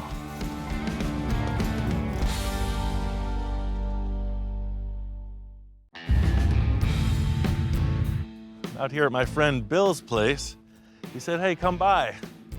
Guess what? I got another truck. You know Bill, he's a truck guy. He just can't quit the habit. Here he goes again. Bill and I have done a ton of projects together. I could see a cycle, like he's improving with every one. Each project comes from a better starting point.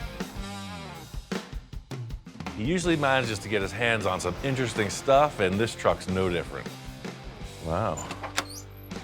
It's even got that old truck smell. That's a unique rust pattern. Usually it's down in here. Usually you see all this gone. It says 61,000 miles on it. I might just believe that. Look at that, never hit, never painted, never known nothing. In a quest to live my life by the true metaphors of the universe, I will not judge a book by its cover, but I will give it a thorough once-over and then cast my judgment. This is like, yeah, barn find potential. Yeah, and in the rear, it's more of the same, just good, wholesome truck. In this day and age, to walk up on a vehicle that is in the unmolested, unchanged status, it's pretty unique. Hello, sir. Mr. Russell, my favorite fabricator. Wait, you mean there's others? No, I just have you. That's all I need. Okay, cool. This is quite a charmer, huh? Well, talk about a barn find. One family owned Huh. since '62.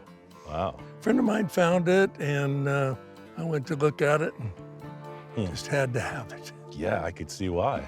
I mean, it's in great shape. They started messing with the top and didn't prime it, didn't do anything, and of course, So they actually did cut that open. I guess. Okay, because I was like, this doesn't add up. It doesn't look like your typical rust. Seeing the rust damage on this, it's really impossible to know what's going on under the surface. The openings in this one are curious to me. Anybody that knows rust knows that this is just the tip of the iceberg. Everything seems to work. 3-speed with an overdrive. Nice. Most people looked at the roof and said, boy, that's bad. I looked at the roof and said, where's Ian? You know a guy with a welder, don't you? Yeah. Remember that old commercial, Mikey Likes It? Well, this is sort of like that, but it's Ian Can Fix It. It's never a dull day. There is something to be said, like the time machine scenario, right? Because Yeah. it's a real deal 62 Ford. Yeah. I don't know, it just stole my heart when I saw it. I liked everything about it, and so here we are. Yeah, in stock form, these trucks are great. I had a 64. It was a Mercury. It was from Canada. Oh, It was the unibody style, but I mean, had the V8, had all the stock stuff, and it just drove great. I'm feeling the Survivor vibes on this thing, definitely. I mean, there's something to be said for like retaining the actual, showroom feel, just rolling down the road in a bit of a time capsule. Plus, I know Bill, and sometimes, in fact, most times, it's better to ease him into custom action. interesting, they call this a custom cab. It's a full custom kit. Now, I don't know what that means. When we're done with it, it's going to be a custom cab. Yeah, it needs a little Racel. I like the drip rail. If you could keep that, I'd really. Yeah, I mean, I got some ideas already about that roof skin, but the primary factor is to get in there and stop that rust on the interior panels, because that's starting to get pretty chunky. I'm always excited when you come to work on my projects. I never know exactly where you're going. That makes two of us. One of my favorite things about visiting with Bill is he's always got a rotating stock, and it would not be a trip to Bill's without a quick tour around the neighborhood. What's going on with that? Well, the panel trucks, 46 Chevrolets, both of them, Wow. real projects. Huh. I mean, Need everything. everything. Okay. There's a lot of potential there. No doubt. It That's just, for as sure. you say, it's literally strapped together. Yeah. Fine piece of machinery. There's something about being a car guy where when the opportunity presents itself, how could you say no? That's a 1930 Pontiac. It's all there. It's got wooden spoke wheels. Oh, cool. It's a hot rod. This kind of like doesn't make sense. Yeah. Yeah. Potential for the museum parade car. Yeah. And what the heck is this thing? Now you're talking my language. One of the guys that works here part-time, Danny, is building that. Even got a motor on it. I mean, nothing says outlaw like a motorcycle with no license plates. Let's run it. I got one word, man. Chingon. Yeah, I mean, these are definite long-term potential, but let's stick to the order at hand. I agree. I'll get some ideas together on that unit down there, and we'll just keep thinking about these. I like it. Yeah. There's a few different ways about going forward on this particular project. Looking back through my mental Rolodex, I remember a friend of mine has something that just might work. It's a 62 F100 four-wheel drive. It originally belonged to a good friend of mine that I was a sailor with. And we used to drive this thing out in the desert, boondocking, yank the engine out, and I've pretty much been sitting on it ever since. Every truck's got a story, man. I love the bumper. I love the roll bar. Super cool. That's what we're looking for, 100%. Look at that, even comes with extra windshield wiper. We're in business. I guess I should have done some pruning, huh? Door hinges, the door jambs are all perfect. Look at that. And that's the driver's door. Usually they get beat up and worn out. It's been doing more sitting for the last 40 years than operating. Every parts search, I'm always looking for something fairly specific. And this truck doesn't have a lot to offer. It's fairly bare bones, but it's got just what we need. Yeah, we got a lot of rust in our truck up in here and some of the inner panels. This thing, I don't even think it ever got rained on, huh? No rust out in the desert. I'm glad I'm a desert rat. If you're not that attached to it, we could do a little horse trading and It's gonna have a new lease on life. at least parts of it will.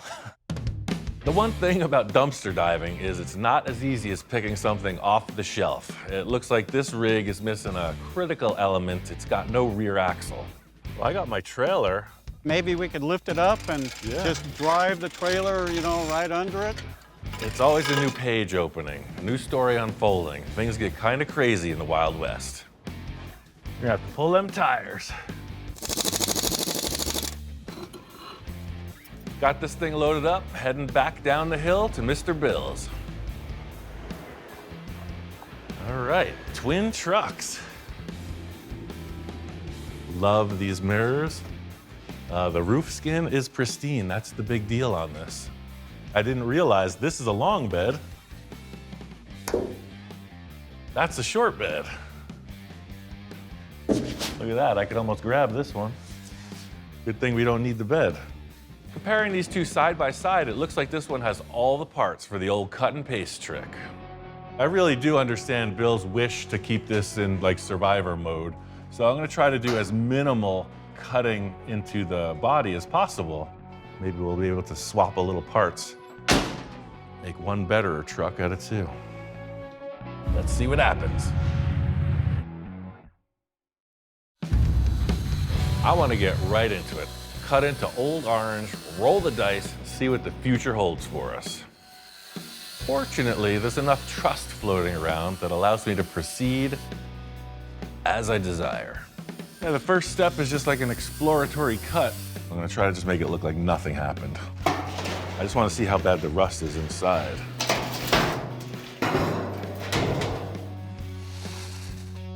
It's like sands through the hourglass.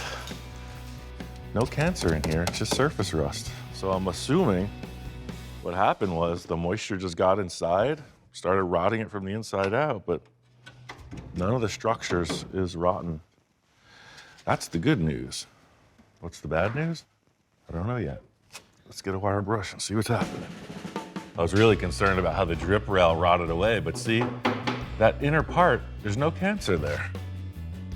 With custom vehicles, that's a big point of contention, to use or not the drip rails. This one's gonna look stock, it's gotta have them. It looks like the orange truck's drip rail is out of commission, but fortunately the donor vehicle has everything perfectly intact. California dreaming right there. That doesn't happen on the East Coast. That's good to weld to, and this is much less rusty than I thought. See, Ian, regardless of what you say, even you get lucky sometimes. One of my thoughts was that if it's rotten in here, then it gives me every excuse to chop the top, right? Because, hey, you're gonna cut the pillar anyway. But I think Bill, in his conservative mindset, is going to appreciate this, just like nothing ever happened. Once you get into the 60s model years with the curved glass and it's got different body lines, I feel like they're a bit less in need of a chop top. The earlier ones, they kind of had the baseball cap look, right? Kind of a flat front-ish with a big tall center, and the 60s kind of smoothed it all out. Well, this is one of those unique opportunities when you get to paint stuff that's inside the vehicle, because we got the cap off. So I have this rust converter. This product's called Pour 15. It claims to convert rust into something that won't rust anymore. That's been successful for me. But you can see all this business inside is in darn good shape. While that's drying, let's get started on the slice and dice on this parts truck. I think I'm gonna salvage this windshield first. See if Mr. Bill's got a cutting tool around here. Unlike old orange, this window's in great shape. Hoping to get a 1-2 combo out of this. A windshield, a roof skin, plus a side of fries coming right up. Yeah, this window's definitely been replaced sometime. Doesn't have the chrome like the other one. So it's aftermarket rubber strip. Give it up, give it up. Yeah, once you get these rubber seals up to about 300 degrees Fahrenheit in the desert's done, they start to stick pretty good. There it is. I know what you're thinking. Wow, Ian, you didn't break the glass. Well, I can be delicate too, you know. So on this one, I'm just gonna take the entire roof cap right off and then start to hog out from the inside, the exact reverse of what I did on the other truck. I think I just found an excuse to make that Roadster pickup truck I've always wanted. That back window doesn't look like it's the same flow.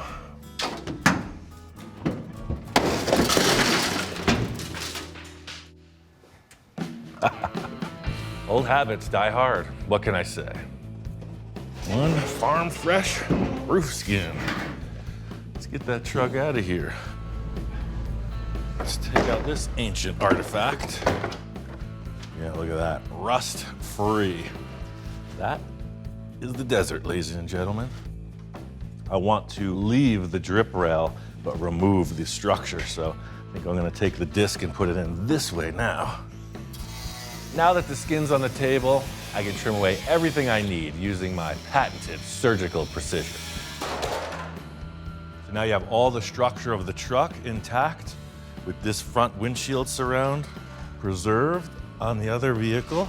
As long as those folks at Ford used the same tools to make these two roofs, we're gonna find out. I did all the prepping I could in 2 stations. It's time to put it together and see if it fits. A hot dog. If that don't fit like a Ford roof skin should. The two-tone is pretty cool. I wasn't expecting that, but it brings out the bumper. The white and white. Looks like a creamsicle. There's just so much to be said for the factory stamped sheet metal. It fits identical, it fits perfect. And the patina, the color of the paint, actually works great as well. See how this roof has a little clip on it? And then there's still one remaining on the truck. So that's your front alignment right there. Both of these vehicles were prepped out more conservative than the final fit up. So now that the pieces are kind of stacked, just the last bit of trim and nip to make it happen. The process at this point is welding it together and just trying not to burn too much paint off. It's gonna get hot on top for sure, but you know, you're only gonna see the seams around the backside. The front welding is buried in the rain gutter with the sealer that'll go in there. I'm feeling good about this swap. You know, I still got a few tricks up my sleeve to make Old Orange come full circle.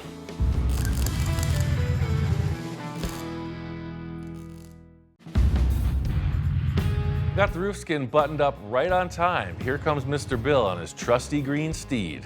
Master Russell, how is my orangey red truck? It's a little more like your white hat at the moment. Check out the new cap on this sucker. Oh my gosh, you put a whole new roof on it. Correct. And look at the drip rails. I changed those too. Perfect. Yeah. I didn't think you wanted to repaint the whole truck, right? No. Just give it a detail, yeah. Do a little touch up around where I welded, and Yep. it looks like it was always that way. That is terrific. White top, I never even thought of that. You made a real truck out of this. That is just great. It's good to see Bill excited on the progress. This kind of change is right in line with what he likes. You know, I did major surgery, but it looks like not much went on. When I saw the donor truck parked in my driveway, I thought, wonder what Ian's got in mind. Plots thickening. So the good news about that truck is it's got a lot of pieces. I noticed your parking brake was broken. It's got all the interior mechanisms for the doors. It's got a brand new windshield in it. So you got a few good things out of that. Oh, that's awesome. We'll pick it apart like a chicken. One thing that was bugging me is the fact that there's no rear bumper, you know? It's like, well, it's got a front, but there's no rear. You know, if it had a trailer hitch or something, it would add up, but it's just blank sheet metal. But I was thinking something a little more classy, a little more style to it, you know? I'm rooting through my own part stash, and I think I might just have one thing to solve this dilemma. It's a pretty generic looking shape, but it's got that interesting rise. It still has the same arch as that. It's just enough to be a bumper. I'm not sure what this came off of. I almost feel like it was on a car sitting like that. Yep. So what are you gonna, just bolt it on and then look at it from this side? You think I got a plan? Come on. Have at it. I really do like the back of the sheet metal on this truck. You put the bumper in at the height of the lower portion of the quarter panel and it just flows right out. With a utility vehicle like a truck, a pickup truck, the bumpers are literally just that. They're for bumping into things, not much style put into it. So trying to make this look a little bit better, the body lines of the truck have so much to offer, I want to minimize the bumper impact. I'll use this line in the truck as a reference and set that side into position and see how far away this line got from that line. And that's how much we'll narrow it. You can see how high-tech this is. I mean, no expense spared in the rigging and jigging in this operation. So we got these brackets in here, and I don't want to mess with that because that's our welding on potential. We're going to narrow it in this vacant area through here.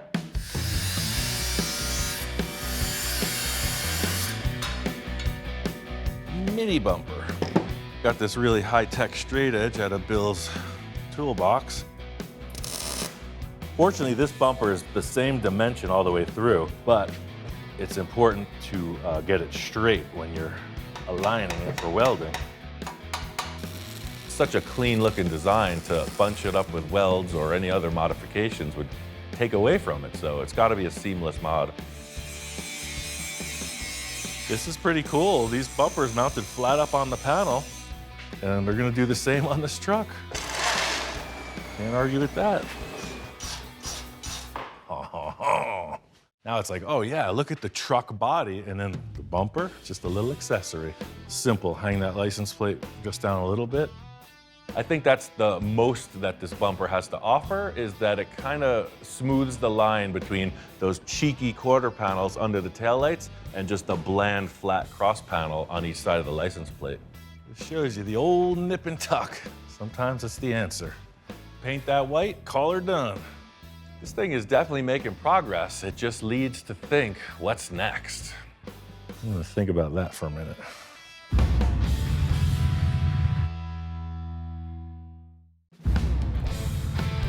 We're out here in Pomona, Fairplex at the first annual Grand National Truck Show.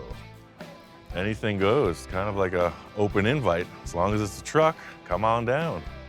When my friend first told me about this show, he's like, you gotta be there, man. It's the first time all truck invitational. I was like, truck, yeah, let's go. But the big question is the El Camino a car or a truck? It's still yet undecided.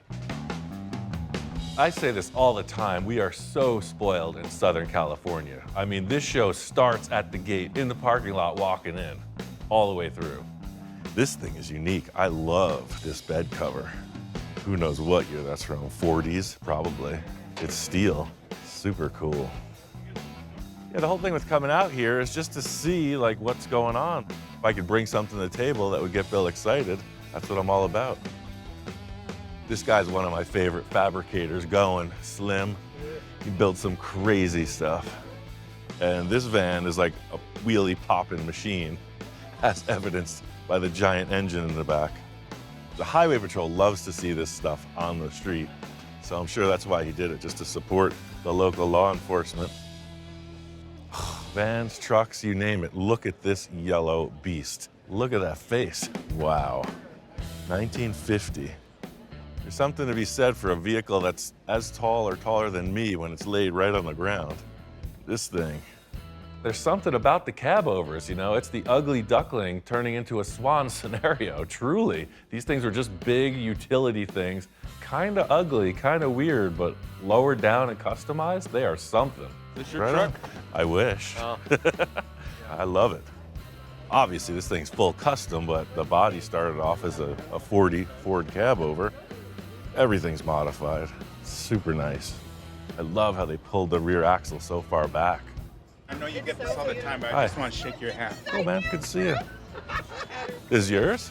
Super nice. Super nice. You're a legend. Thanks, man. Love the rims too. Look at that. That's a big one. Take your big surfboards to the beach on that one. Trucks like this just really do prove that the survivors, you know, there's a strong love for trucks in general, but when you see one that's pretty much intact and original, it's just like, that's worth showing.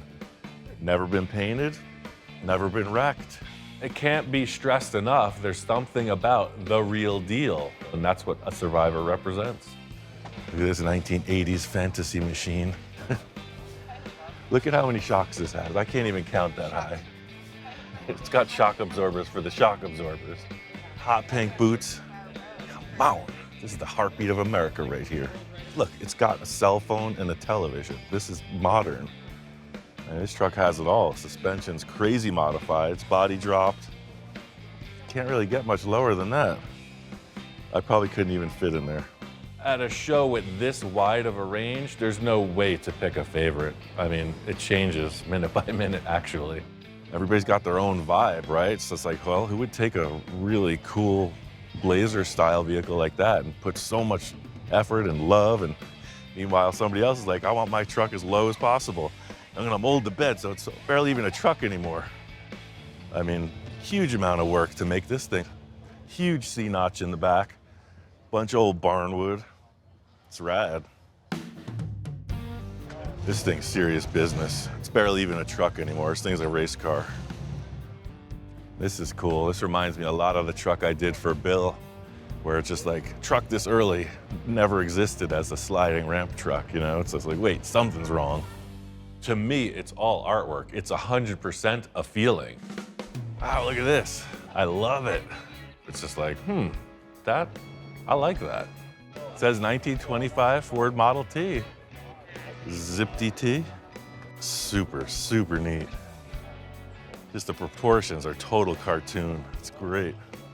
So that's just the parking lot outside. The actual show is in here. The theme here is sort of like the Amber Award, the America's Most Beautiful Roadster. This is the world's most beautiful truck. So all the trucks in this area, they're up for the big award, and you could see, I mean, it's no holds barred. Seemingly no expense spared. These guys, or gals, or whoever, have got some serious dedication.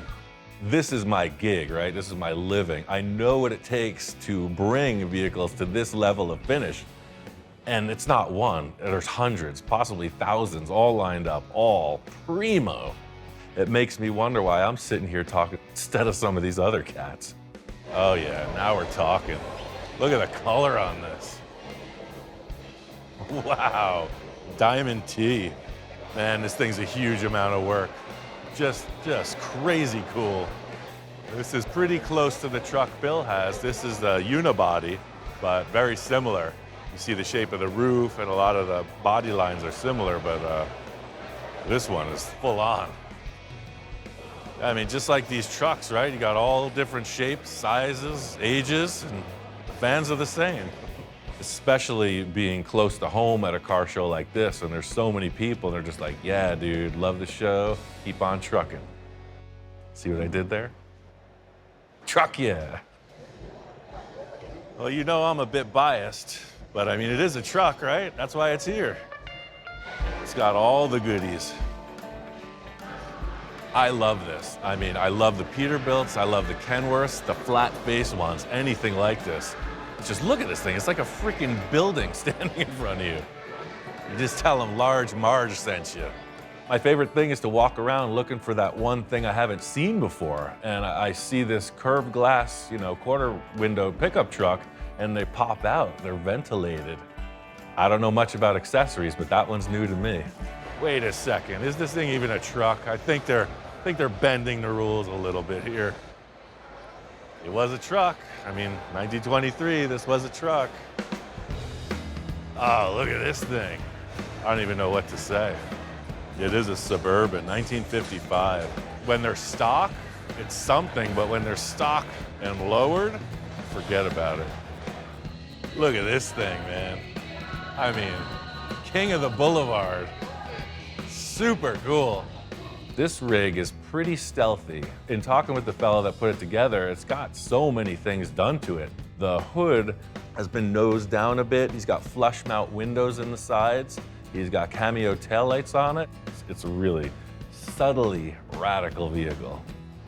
All I can say is I think I just found my element. This little corner of the room is where it's at. Ah, look at this van. Hey Jeff, good to see you. Hope you watched the show. I mean, did you even grow up in the 70s if you don't know about Evel Knievel, who dared to jump the Snake River Canyon? This actually reminds me a lot of my Uncle Frenchie's van. I keep this with me every day. Look at that, seeing that as a 10-year-old boy with the pirate on the side. He had the cedar interior, he had a cannon in the door, he had the CB where you could talk out of the front grille. I saw Uncle Frenchie's van and I was knocked out. I was like, you guys are building this in the garage? All I could say is like, he was just a cool cat. You know, all my father, my uncles, they're all relatively, you know, workaday kind of guys, family guys. And Uncle Frenchie was like, I'm building a custom van. I was like, yes. Little did he know the monster he created, following in your footsteps, sir. If you gotta sum up trucks in general, this show is it. So it's got my brain spinning. It's just a vibe, you know, spend a day in Truckville. This gathering was next level. I can't imagine what's gonna happen next time. It's time to get back to the lab. Anybody home? Speaking of trucks, out of the blue, I get a call from my friend Tom.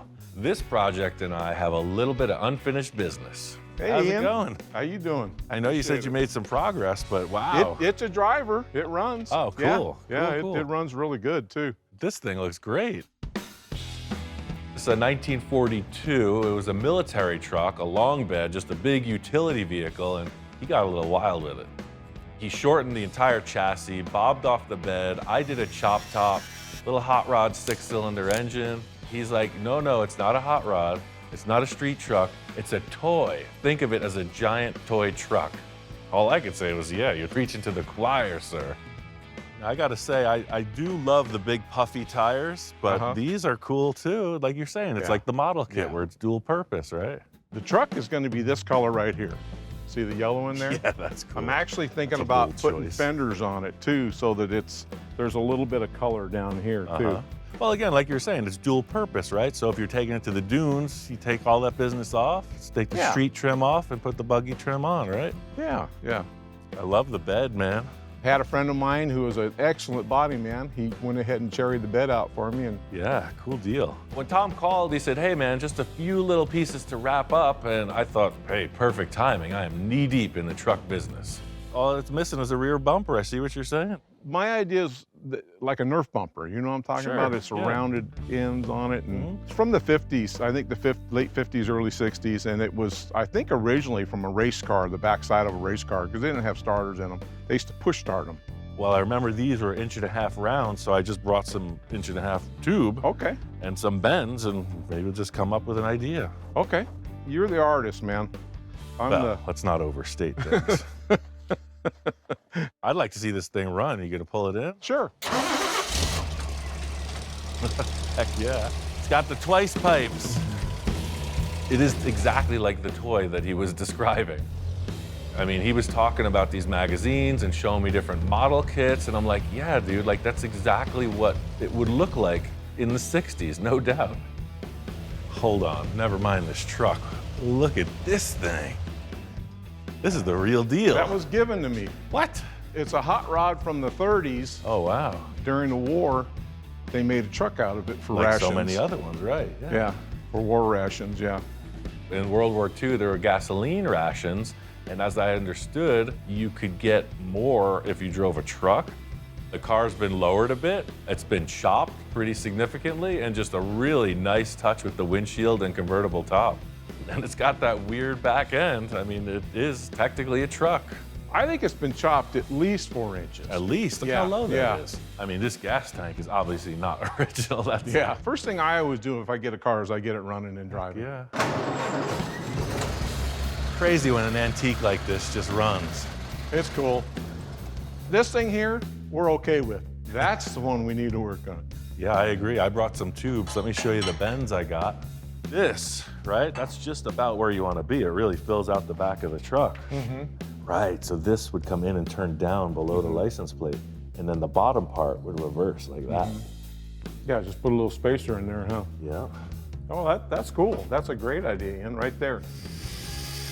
After laying out a few ideas, it seems like we got a good jumping off point with these large bends. That would look pretty cool, no? No, I like it. No, I like it, yeah. You heard the boss. Commence the building, Captain. That's the first part of it. It's gonna need 2 vertical bars where the chassis grabs this bumper, so if we do that, that'll keep it locked. Not only will the vertical bars support the bumper hoop, they will act as the mount to the chassis. And to my eye, the spacing looks like it can be improved on. So our chassis is as wide as this, right? Yeah. I feel like if we have our uprights this close to the end, it's gonna look funny, but the closer we can bring them into center, it'll look more proportional with our little detail in here, you know? Yeah. You know, we could favor it out to here. How do you feel about that? I'll be honest with you, I have no Are you idea. all right? You're losing me, Ian. Usually you don't lose me, but you lost me. This happens every time, man. See, my mind thinks in obtuse dimensions. My workflow style is purely alone. So I get a good idea in the heat of the moment, I execute it. I guess the flip side of that is not really being able to describe myself that well. No, dude, we're just gonna do this, that, and the other thing. It's gonna be fine, trust me. This bumper's coming out cool. I'm liking it. It's more art than it is function, right? That's what I said, you're an artist, man. Oh yeah, look at that. It's not such a big high boy now. Yeah, It yeah. drops it down a little bit. I like it. I like that, yeah. Good answer. The other answer might not. I almost don't want to open it up now. What the heck? Let's hang the plate in there and see what happens. It might be pretty slick if the plate just floated, like it didn't even attach to the bumper, you know? It was off the chassis just sitting there with a cool frame around it. Man, now you're confusing me, Ian. What the heck? Joe Schmo's Raceway, see you on Saturday. And that's kind of why I wanted to start this, because it's like, man, that has such a uniform, you know, feel to it. Would this have like a lot of busy metalwork on it because it's such a simple truck? I don't know. Yeah. This is all part of the creative debacle. I mean, once you change one thing, you sometimes got to change everything. Just like with the back, we made some progress, but in the front, like anything's possible, man. Style-wise, think about it. I mean, we could do another mini tube bumper like that for the front. Could be V'd out, could be a single tube. We could do 15 tubes. Anything can happen. My mind's all over the place now because of that. It is. Honest Ian's Bumper Building Service, here to consult and confuse on the daily.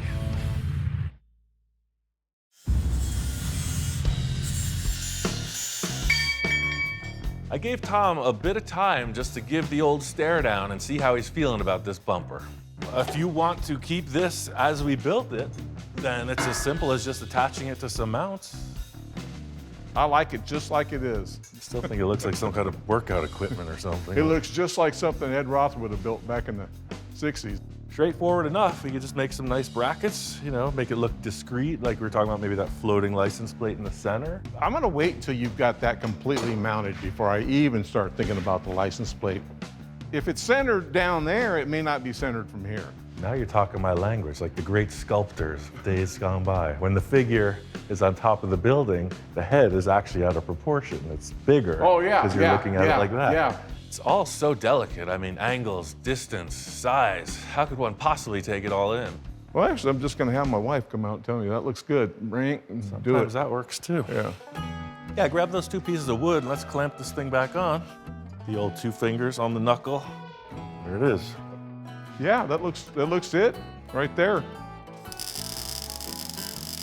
So in the end, that's what it adds up to. 2 simple, discrete brackets, welded inside and out. No, I love that thing. It looks like something out of one of my old 60 hot rod magazines. Agreed. The surprise for me was the way you mounted it. I did not see that coming, and I like that. Way cleaner. You don't have all this busyness down here now. Yeah, he likes it. By golly, he likes it. Look at that bumper. You like the way the taillights are positioned? Yeah, I mean, I love the traditional lights, but you know, what if there was like a round thing? That to me says like 60s. Yeah. I kind of like that idea. Do you have an old trailer light or anything laying around? Oh, heck yeah. Do I got an old taillight hanging around? Hell yeah. Oh yeah, that's like the time period too, man. Yeah. Right in there, just about centered. Well, I may get custom on you, huh? That's what I'm saying. If it was my truck, I'd have these taillights. In the meantime, I'm gonna get into this front bumper design and Tom's gonna hang the license plate. Well, since I have free reign, I could get obnoxious with it. Big Cadillac bumper with the Dagmars. I mean, anything's possible. Or, I was thinking like the 32 Roadster traditional kind of look. You know, it's got that grille with the little peak in the front, so why overcomplicate things, right? Maybe just a little bar that comes to a V point that matches the angle of that grille. Just give it a little aggressive stance. I think in a lot of circumstances, the end result is just being simple. Sometimes less, a lot of times less is more. It's a little trick, that way it's just a hidden nut. Yeah, so it's just welded to a washer, set it in the tube like such. If all my calibrations are correct, this thing might just bolt on. Yeah, man, how about that? I like it. Looks good. Nice and clean, right? Yeah, that's usually the best way. Yeah, see, once you got that grill on, right? Boom, then you got that whole V shape really represented. Nothing like seeing a project in motion, especially at a distance, you know, you really get to take it all in. Heck yeah. Oh, look at that bumper from here, man. It's cool. It's really fun, you know, building a car, but it's driving them is when you really feel the flavor come out. And this one's got a ton of personality. This thing corners like a forklift. Look at the turns it does. Super fun. I'm thinking of doing those taillights like you said. Yeah, man, one piece at a time. You're closer than you were yesterday. Oh yeah, I'm getting there. Another satisfied customer. Now it's back to Mr. Bill's to see what's going on with Old Orange.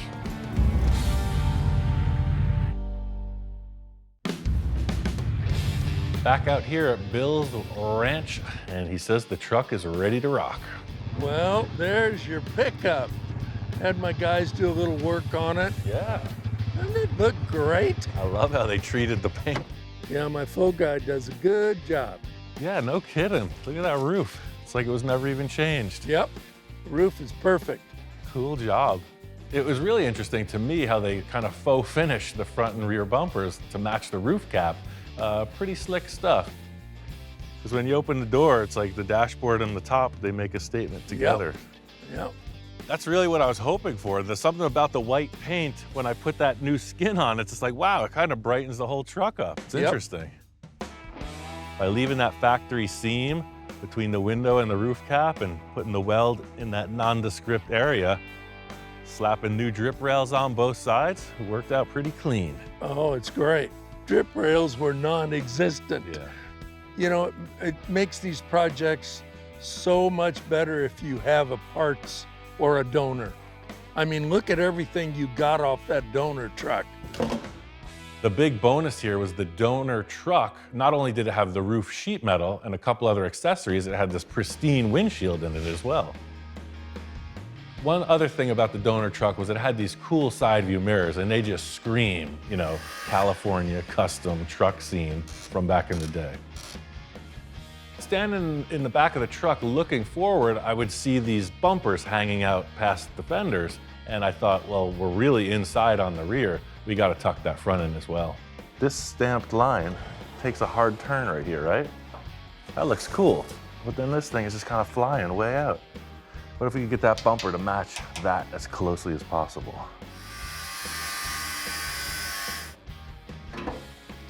This is gonna turn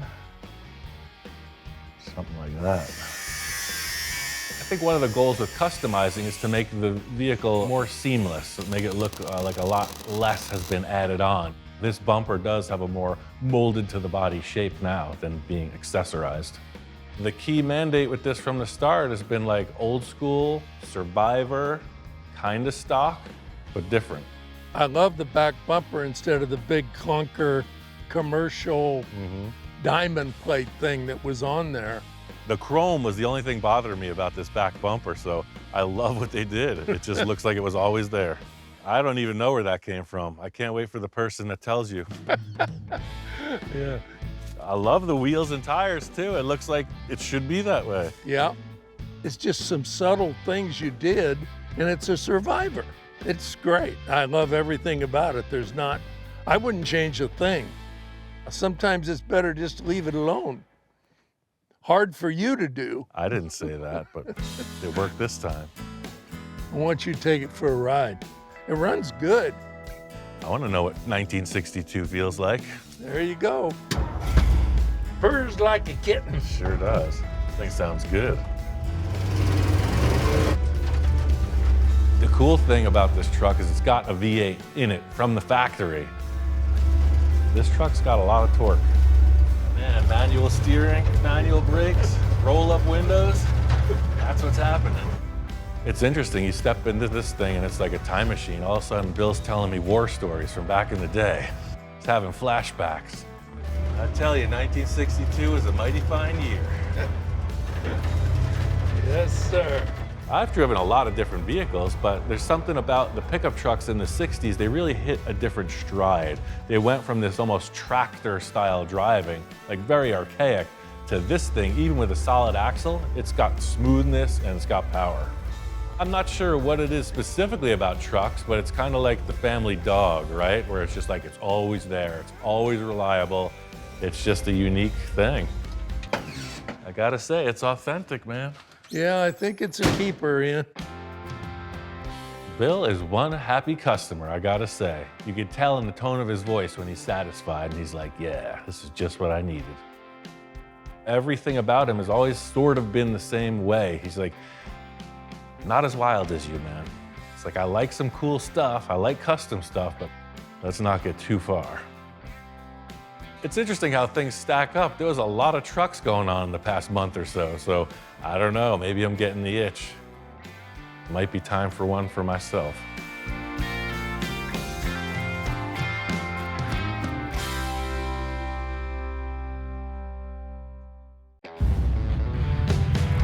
My good buddy Victor said he's got a project and he'd like to bring it over. Now, this door-to-door delivery's got me a little suspicious right out of the gate. This isn't the first time Victor's shown up with a pile of parts, but the urgency seems a bit new and invigorated. Surprise. Right? It is a surprise. I see some stuff I recognize, but some stuff I don't. It's a Volkswagen pan, and you know I'm not a Volkswagen guy. You know I am. He's brought it to the right place. That's why it's here. Me and Hector were playing with it a little because I wanted some other kind of Roadster or something, but with Ian's touch, you know, the Ed Roth feel and his space junkie vibe. Yes, sir. I said, who better could put this puzzle together and make it look cool? I think you're looking for an excuse to get some extra sheet metal out of your yard, but hey, you came to the right place. Clearly, the tables have turned. Normally, I'm the one that's pitching all the crazy ideas, you know, cardboard, masking tape, all the envisioning tools. Here it comes. Even in my backyard, the world works in mysterious ways. I see your envisioning tools are hard at work. It's just a wedge, just straight up, looking like a log splitter almost. Just something comes straight down to a sharp blade in the front, huh? This is your name written on it. I mocked this up mainly so I could get my space of where the interior was gonna go and that I fit in it. This here, to me, feels right. The rest is whatever you think. I got some extra parts. If you could use them, you use them. Always with Victor's pile of parts, I'm seeing things that I recognize, but he's always got that wild card he throws in. I never know when it's gonna strike. It needs just about everything, but I'm not sure how that metropolitan body translates to this exotic shape you're describing.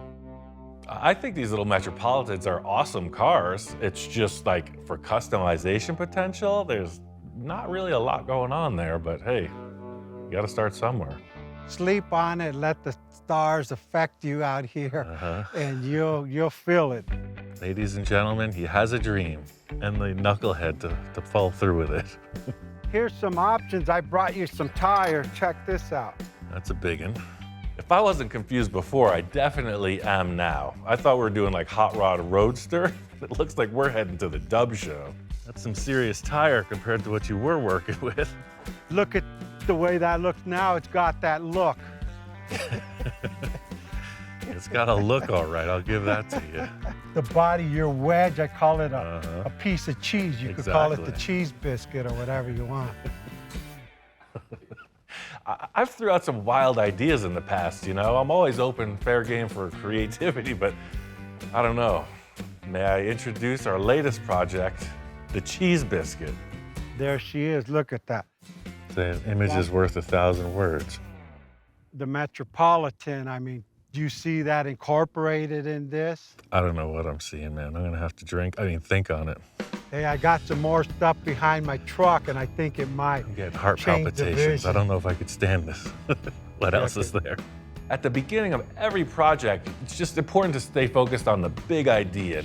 Victor's bringing up references, Space Junkie, Ed Roth. Even though the starting point's not looking so hot, the idea is there. Check this out. What is This this? is off of a Studebaker Hawk. Oh, yes. This is the one missing link to human civilization. Tell me that wasn't made for this.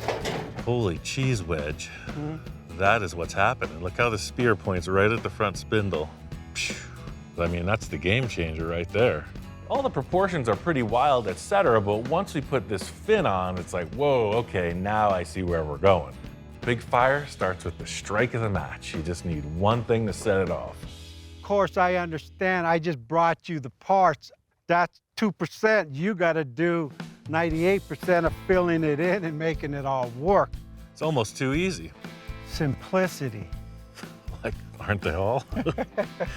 I got more parts. No. A lot more parts for the front and for the back. Anything goes, whatever you feel, do it. Use them or don't use them, but do what you do. You have more faith in me than I do, man. I love it. You're the wind beneath my hat. It's awesome. I got my work cut out for me on this one, and it's nothing an afternoon of fabrication can't fix. Put this thing back in the shop, and I gotta say, this is a super loose mock-up, probably one of the loosest we've ever started from, but he said I have free reign, right?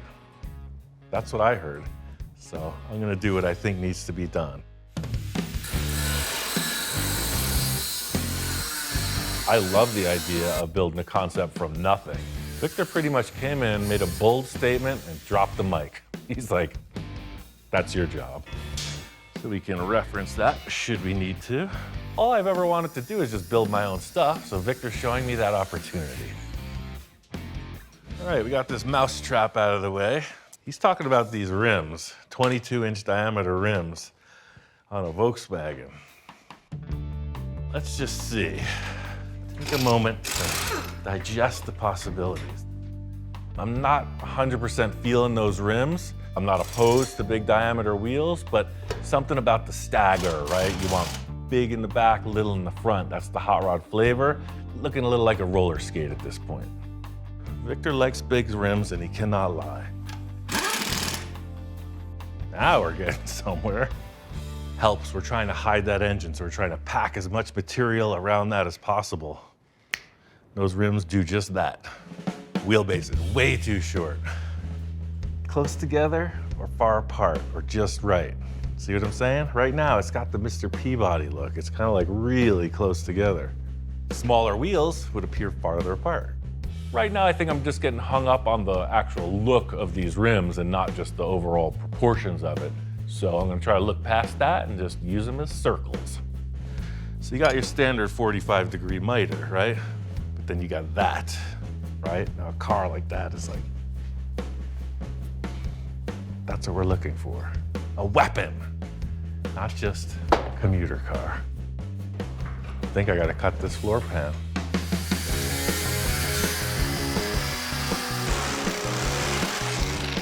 Ooh, look, there's a pearl in there. It's like an oyster. I think that's a good omen. Check out this ride height now. Showing. Now we're getting somewhere. It's gotta be that long. I mean, it's just like that. What part of that didn't you understand? Out of all the parts that Victor dropped off, one stood high above the rest, the crown jewel. Look at this. He is the swap meet king. Yes. Sometimes you just need a few things for the mock-up to start to take shape. I mean, this wheelbase, this shifter, because heck yeah, this is a perfect lead off into the flavor of the car, right? It's that cartoon hot rod. Look at this shifter. I think I want to get that Metropolitan body chopped up and just see if that affords us anything, any clues as to what happens next. I got that car all whacked apart. So Victor brought this menagerie of parts as usual. We're gonna try to do something with these fins and these two sides of that Metropolitan. This is the beginning of a delicate dance. Stacking parts, arranging parts, moving them around, and at this point, your guess is as good as mine. See, when I saw the Metropolitan body, I knew I wanted to wedge the front of it down to get it as low as possible, and man, it's got that kind of a wedge shape already. I know the wheelbase is gonna be longer. How much longer? I have no clue. As much as I like that tire centered in the fender well, I think the back of the car should move as far forward as possible. Tuck it right to that engine, I think. It's a moment of truth. Weirdo-rama. Oh no. That is kooky.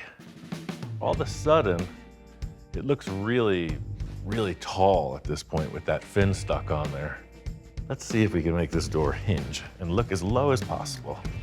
With this Metropolitan body, I see a way to minimize the body height, but I don't want to get into sectioning this, bringing the hinges closer together. So I'm cutting right through the bare minimum this door is going to need to stay in place and hinge.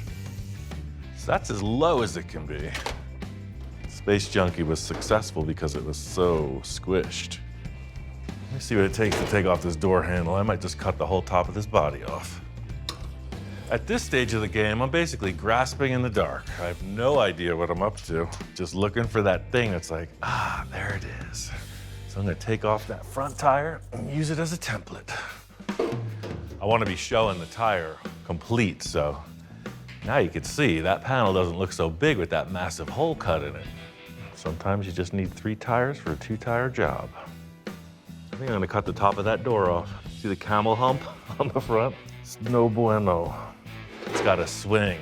Ring-a-ding, swing, baby. Just going for a feeling. It's going for a good vibe. It's gotta have a lot of cowbell. It's gotta be special. I'm thinking like that would be the turnaround. This cool little ribbed detail. During this process, you have to use the gentlest of touches. Like picking a rose when in full bloom.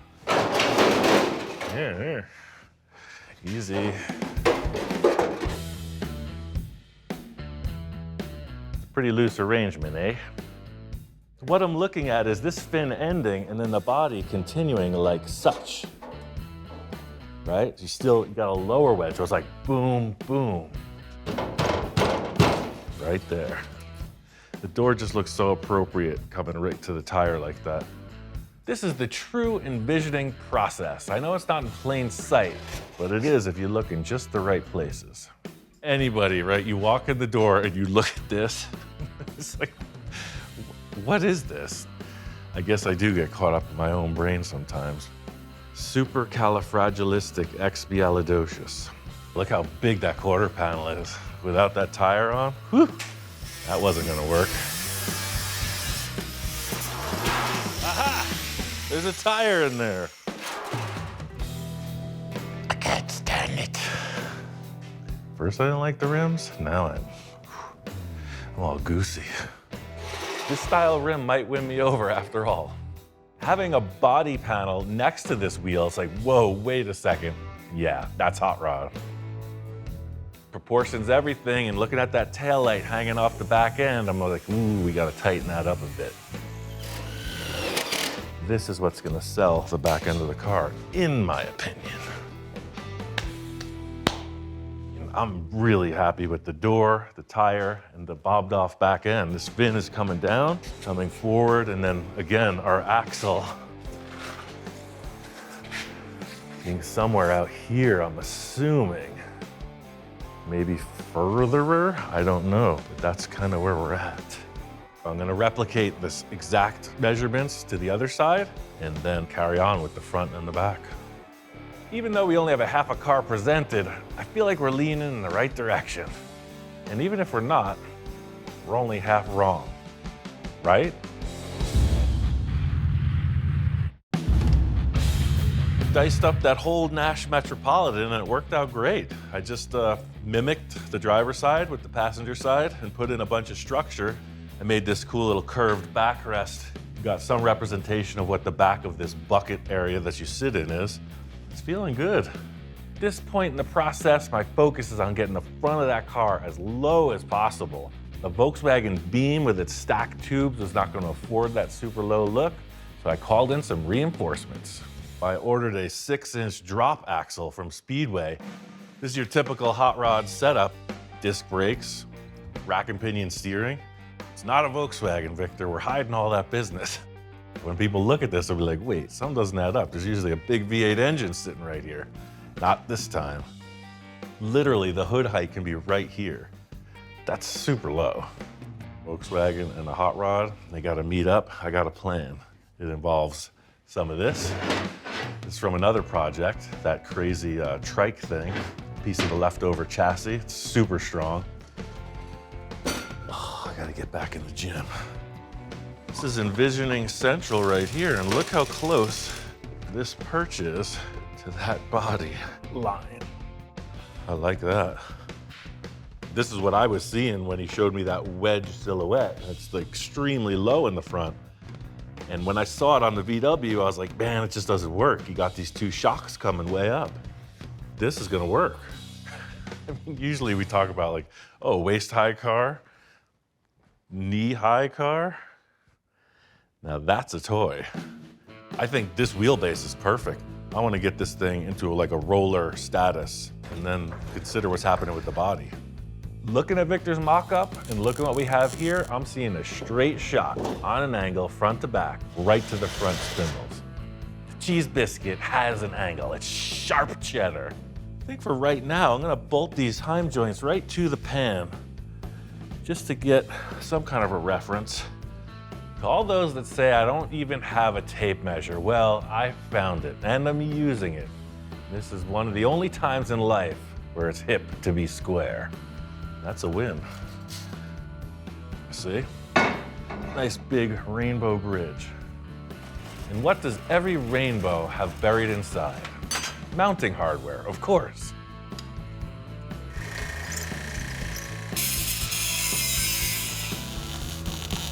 Boom.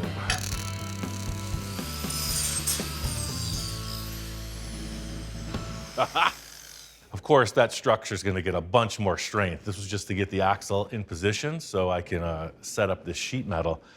So it's all got to kind of come together. So I want to keep the center perch of the chassis super narrow. I think the body's going to be somewhere in here like this, right to there. The way that I'm feeling is not only do we want this wedged down from top to bottom like Victor presented, I want the both sides coming in. I want it more like a chisel point. The look here is pure speed, you know, like the tip of a lightning bolt, right? Fast. That defining rib in the lower portion of the door, I'm gonna try to mimic that. It's 2 blank sheets and then just take a look. So see, that's approximate. Then you can see how it radiuses down from there. Put a little hoo-ha in it. Trim this off. That looks pretty good. That's our gauge.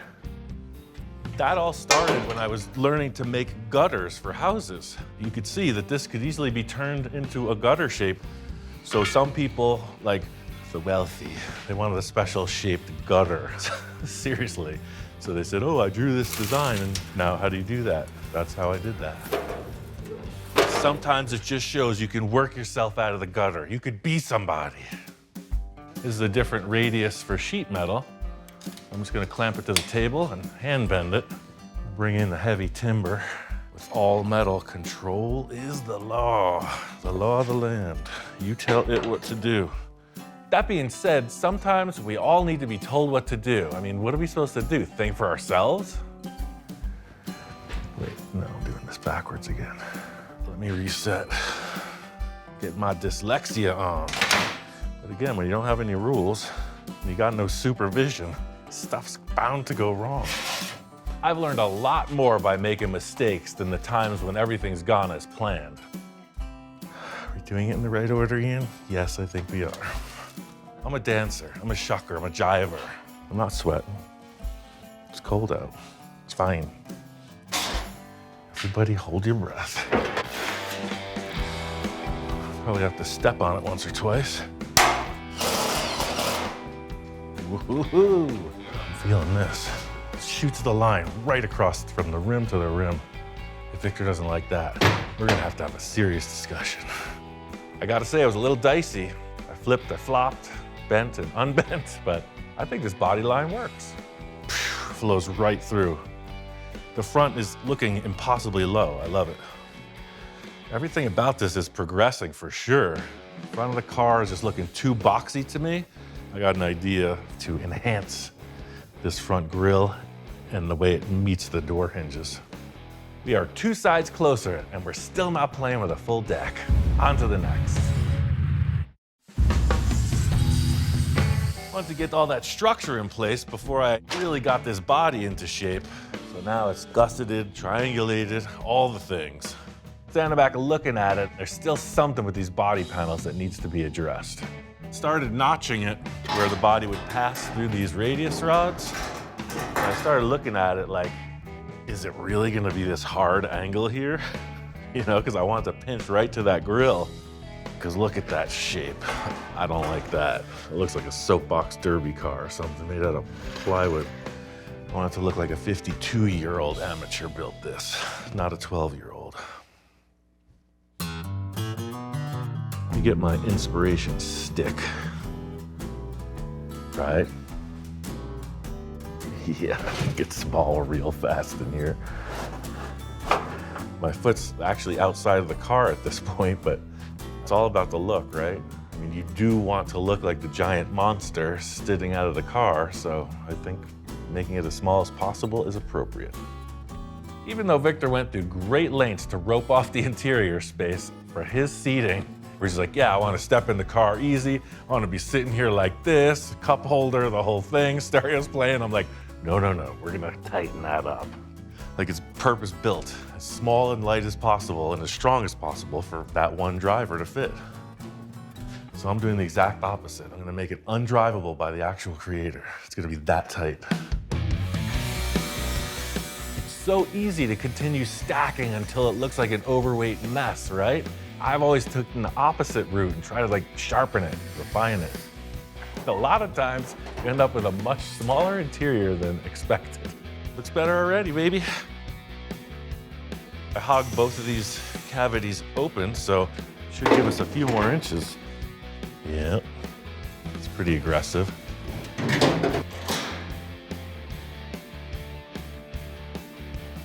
Looks good from here.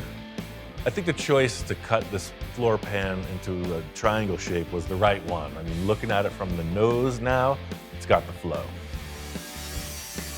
All the envisioning in a world really doesn't matter at this point. It's all about getting things in line and all the structure in.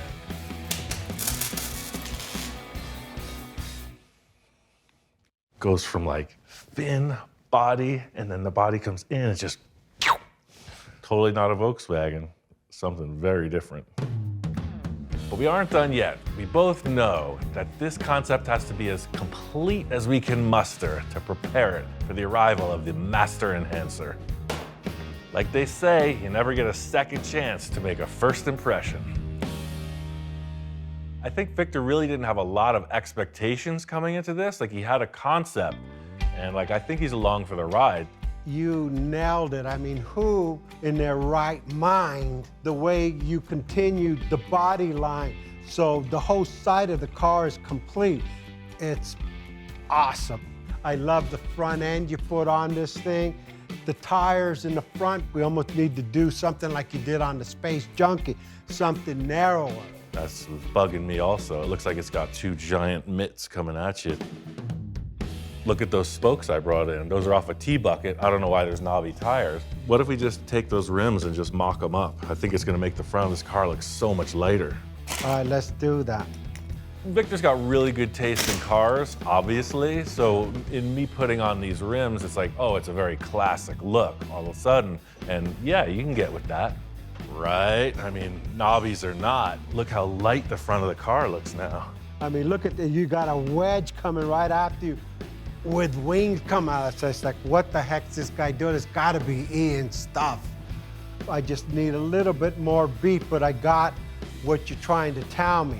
There's your speedster, right? For sure. There's something to be said for just falling into the groove. We're in line with the rims. We're in line with the general direction the body's taking, and I mean, just carry on. I brought you all this stuff again. You know me, I'm a collector of fine art. This is fine art. And no mock-up would be complete without Victor introducing an entire onslaught of new parts to add to the mix. Use what you want. I got different kinds of headlight, tail light, headlights, tail light, grills and stuff. That's Pomona at its best. I like what he's putting down here. You know, all these parts, they speak volumes, you know, atomic age, retro future, space travel. These are sweet. You even know what these are from? No. They're huge. They're from Pomona, that's all I know. Yeah. I'm not one to be completely upstaged by Victor. I'm always collecting stuff too, and I got a few things to throw in the mix as well. Check this out. Wow. War of the Worlds, man. That's my favorite movie. Right? Come on. That'd be some good sunglasses for you. That's cool. Right? Just raise them up maybe 3 or 4 inches. So the car's going so fast, right? You wouldn't be like going into the wind like that. You'd be like squinting, trying to go into the wind. I'm glad you love these headlights because I felt like that was gonna solve it. You can work on the rims, but the issue with the hood, I'm seeing more of a rounded edge like you would see on most 50s cars, you know? Contour in here. I got Zephyr hoods. I bring you one, you cut it to size, and you got your contour. A Lincoln Zephyr hood is really a special part in the hot rod and custom world. You really can't get them. So to throw this in the mix is pretty daring. So you got your VW, you got your Metro, you got your Studebaker, you got your Speedway, and then you got your Zephyr. It's a magic number. And the Edzo. 6. I like how this is stacking up. The parts stash just keeps going and going. I mean, you talk about throwing in the kitchen sink. This is like the 1980s Honda spoiler on the trunk. He leaves nothing out for the trash. It's like some Star Trek lines right there. Actually, it goes better that way. Yeah, you're kind of freaking me out, man. My mind is spinning on this back end now. I got some concepts, but I want to come down to your place and pick up that hood because that, to me, it feels like a solution, the Zephyr hood. Just keep doing what you're doing. Continue on that journey, because I'm with you.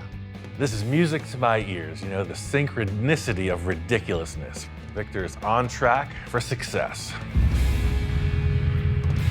Went right down to Victor's. As soon as he said he had this hood, I knew we were on the right track. It's exactly what we need. It's a triangle. It's a wedge, right? It's a 41 Lincoln Zephyr. I don't know. I almost never have trouble cutting stuff up, but look at this. One great thing about Victor is he's not afraid to throw the trash at the project, and he's really not afraid to throw the treasure at it either. The Zephyr, in my opinion, is just about perfection in auto design. That gives the front of the car so much more character. Those straight shots that I set up look juvenile in comparison. Zephyr sculptors had their game face on when they made this nose. Things that guy gets me into. Sometimes you just gotta put your feelings aside and do what's required for the cause. I'm just gonna ruin it right now. When I say ruin, I mean enhance. I'm going to enhance it. The benefit is the perfectness of the shape of this. It's got a nice spearhead contour right to this tiny little grille we're using in the front. Widens out on a nice plane to where the door jambs are. I mean, it's ideal. The old scrap it, then lap it trick. Look at that. You saw the cardboard mock-up. It was like a big box on the front, right? This puts the shape in it. I mean, just shape, like right now. It's just a matter of getting that top stacked appearance off of the back of it and then tapering it to fit the nose cone so that it guns down. It's still a little bit high in the front and high in the back. Sometimes we just have to be pushed into the evolution process. I mean, yes, Ian, you are worthy of putting awesome parts on your car. Ooh, look at that puzzle come together. That is a savory stew right there. I decided I was gonna cut this hood dead center. Knowing Victor, he's probably gonna put a little peak with some filler, so a weld seam hidden in there is ideal. So this is all screwed together. It's nice and strong now. It's gonna be a long seam to weld, so the screws are gonna hold it in place perfectly, so I could take my time welding. I'm gonna pop these side panels off. You can see how straight shot these tubes are. So the sheet metal is just following that. So now the sheet metal is gonna follow the curve of that, which should make it more better. So graceful, I mean, what a good call. These sides are just gonna follow the contour now. I'm gonna take the suspension off. Unfortunately, I did cut those holes in the front. I'm gonna have to do some piecemealing back together to get around that. Apply the sides, continue on. When you're sitting down at dinner in a nice restaurant, steak dinner in front of you, that's all you're thinking about is the final product, not the goings-on that happened at the beginning of the process. This is exactly where I want it to be. I mean, look at the great shape. It's just not even triangular anymore. It's just like graceful, like a boat. I mean, Zephyr's a beautiful car. It's a good candidate for our butcher job. I am dying to put the front axle on this just to look, but we're not running those tires. The openings won't allow the radius arms to go in, but I mean, the body shape to me, feeling it. There's still a big issue of missing car on the back of this project. The only thing that's in the way in the back is this fan shroud. I have to work around that, otherwise I could do anything I want. But I want something kind of exotic. The Nash Metropolitan is a very flat, draped piece of sheet metal. 54 Chevy has the same look, just a nice round deck lid. I was thinking maybe about that. I also remembered I had some VW Type 3 deck lids, so I put that on there. And it's like, well, that looks like the back of a car to me. It's got a cool shape to it. I think it needs something more than just that. Like, what does it do? Just go straight down in the back and then a couple taillights? That doesn't look very interesting to me. I want it to look like more exotic, you know? When you look at it from the back, it doesn't look like any other car. I had a lot of consideration about what to do on the back of this, you know? Anything goes, but what do I have on hand? I had another one of these, same unit, right? What if you just put them together like this? Look, they match. That's like the back bumper of a UFO, if I'm not mistaken. This is pure sculpture at this point. That's my favorite thing to do, so it only follows that that's all I think about 24/7, right? Just might work. I love how it's like a super exaggerated roll pan. I love the orientation of the fins and this curve right here. So it's coming into your eye, it's coming down and back up right here. We're talking about the wedge, right? So it's like from here to there. Just gotta come up a little bit more.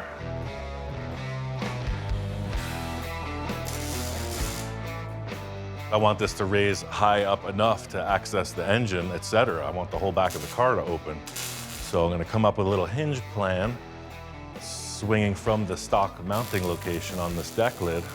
The nut gets welded to the car, and the deck lid swivels around it. Drum roll, please. Yeah, I mean, you have perfect access to the complete engine. This is gonna get cut back somewhere through here, so there's a lot of room to offer. Definitely cool. I'm gonna get rid of this right now because that's bugging me. That thing's sticking out like a sore piece of sheet metal. Not really rocket science, it's deck lid science. I'm not gonna use much more than my knee bone. Like so. If you really want, I could turn this into a big formal production, right? I could get out the tubing bender, make some templates. I could even get the tape measure out, make it look really important. I saw the shape I needed. I had an extra knee laying around, so what the heck? Yeah, the taillights are pretty big aesthetic in what's happening back here. I think less towards the bottom of the car is better. Just gonna keep everything like focused on the wings.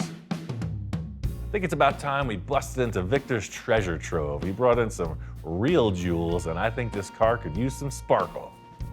You know, these are pretty tasty, but I feel like they're definitely horizontal. These are super space age, but I think they're just too big for those fins. Now, these little gems, and look at that. Does that not say flying spaceship thing? I think Victor knows that the key to all of our success so far has been his parts sourcing, and I gotta say, he knows how to pick them. That little baby set right in there. There's something about the shape of these particular taillights I think it's gonna really tidy up and refine the statement of the back end of this car. Did a little work on the rear of these fins. I extended them out, took some sheet metal and formed it to fit up these taillights just right. I felt like this little bulge in the fender here would just sort of terminate right at the taillight, and then it would just fall down in a very generic shape. Like that way it's pretty much open to whatever kind of flavor we want to add to it. There's something about, like, you know, the Martian's antennas, the way they're like that. I just felt like the taillights and the fins, like you had this like round shape with two like things coming off. I don't know, worked for me. Even though the majority of the back is defined, there's still a lot of holes in the rear portion. You know, it's kind of like the Swiss cheese biscuit, but we're going for more the mozzarella biscuit. It's sort of round, it's sort of triangle. So to just kind of make that flow with sheet metal, it's easier said than done. So I'm thinking I can utilize this rest of the Nash Metropolitan body. This is the front fender. It's got a bunch of good character lines in it. I think that's just gonna add a less generic flavor to it. This is the old joining of the Studebaker, Nash Metropolitan, and Volkswagen Type 3 trick. Here we go. The first step is to create some kind of a line that transfers the taillight fin to the bottom of the car. In just looking at the back of the car, I'm seeing this horizontal band where the two deck lids joined, and I'm thinking that it may turn up into the flat plane of the taillights, so just trying to create a ridge that would lead into that feeling. I said I want to make a Tesla right now and put this piece in. You got one slice of pizza, pepperoni. Because this is just a vacant space, I'm imagining the curve, the contour that'll blend around the corner into the wheel arch area. So I'm just looking around and choosing something that matches that contour in my mind. For me, I'm not a really good planner, but I'm a really good improviser. And this pretty much documents the process precisely. I'm just trying to follow the lay of the land. Yes. No plans, winging a prayer. Voila. I love this dip in the Studebaker fin. It's got some more flow, It's more organic. Name the state. Start it right where it fits the best. I'm gonna begin the mutilation process. Starting to curve this piece of flat steel, and it's putting a lot of stress in the panel, which is gonna make it super strong. You're gonna need that rigidity for space travel. Seen some craft come apart at Mach 6. It's a messy scenario. I took my time, did all the welding, fabbed out the whole rear corners, and it's almost time for Mr. Cacho to take over on this creation. I love the fins and the taillights, but looking at the center section, it's just kind of mute. Time's a-wasting, it's running out. What's my last call on the look of the back of this car? I think I got one more idea. Two of the things I saved were from a Cadillac. I don't know what year that is, but that's definitely in the front grille. You got all these little chrome bullet shapes, and man, maybe Frenched in a bit, a little in, a little out, just a big oval opening. With this insert, it'll be functional and look pretty spacey. It's like that 13-year-old kid with braces, right? I'm thinking, man, the Zephyr hood classed this thing up so much. Wouldn't a little bit of Cadillac in the back look good? I want to frame it out with some round tube. Might have to roll it a little, I don't know. That's the adventure. You may think you've seen all my tricks, but alas, the story has just begun. Get my mega magnet and stick this in place. It looks like an average piece of steel.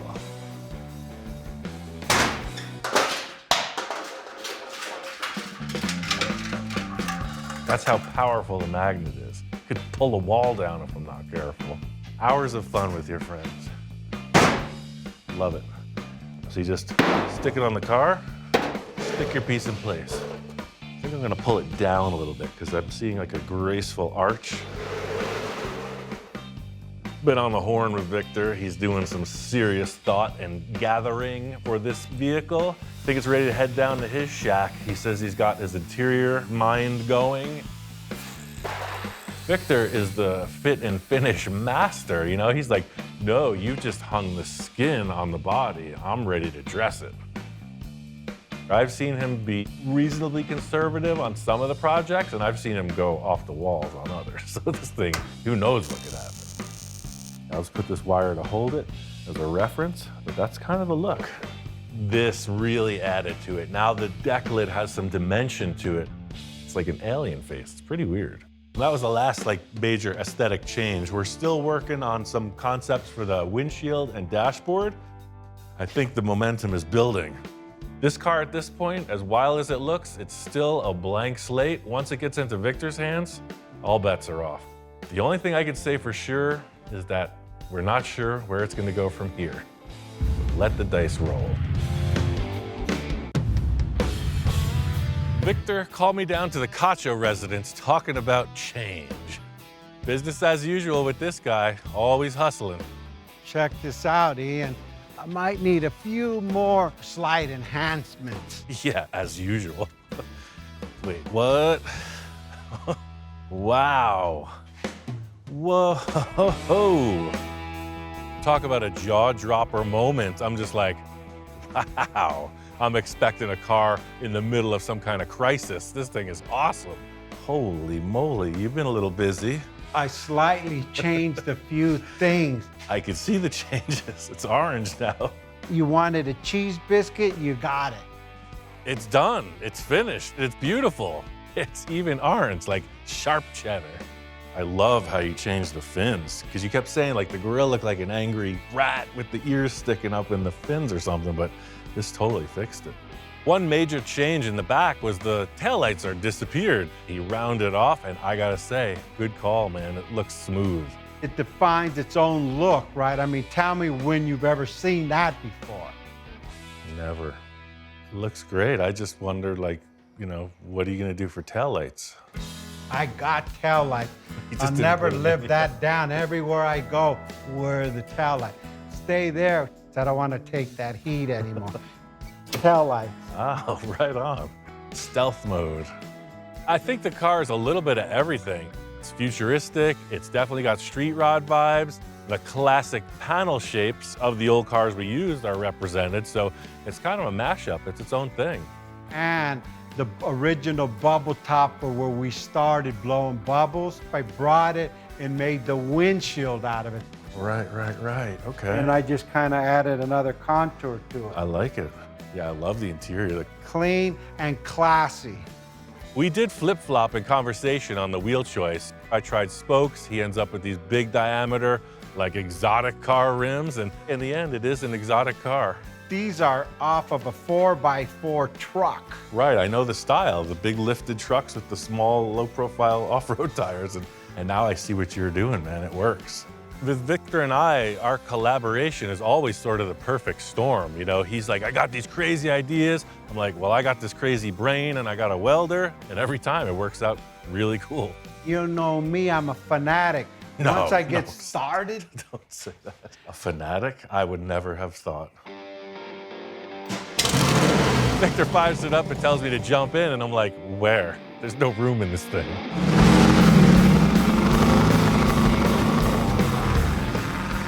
This thing's right out of the garage, so he's like, hey, let's go up to the park, do a few laps, see how it feels, you know, see if the tires are gonna fall off.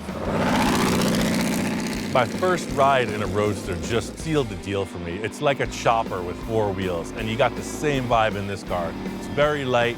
The arrangement of the chassis allows a guy 6'2" like me, I can put my legs way up in the front of the car. There's tons of leg room. You're right on the road. It's loud as heck. It's super fun. That's the weirdest Volkswagen I've ever ridden in. I've ridden in some weird Volkswagens. I think the Cheese Biscuit is gonna get renamed to Cheese Whiz. This thing moves. I was never a Volkswagen guy, but now, hey, I think I converted. Do I need a sticker saying Volkswagen guy or something? Yeah, I can get you that. I got your t-shirt also. That's been my experience too. You can look at Volkswagens and not like them, but as soon as you get into one, the charm, it emanates. You can just feel it. I think in Victor's heart, he's like an all cars guy in the end, but this is just a good example of his versatility. Your fab was incredible. The finish came out better than I anticipated. And hey, she's cool. I'm happy. It just keeps getting weirder and weirder, man. I don't even know what we're gonna do next. Believe me, we'll figure it out. Crazy thing about wrapping up a project with Victor, he's already starting on the next project. This one, the paint ain't even dry yet.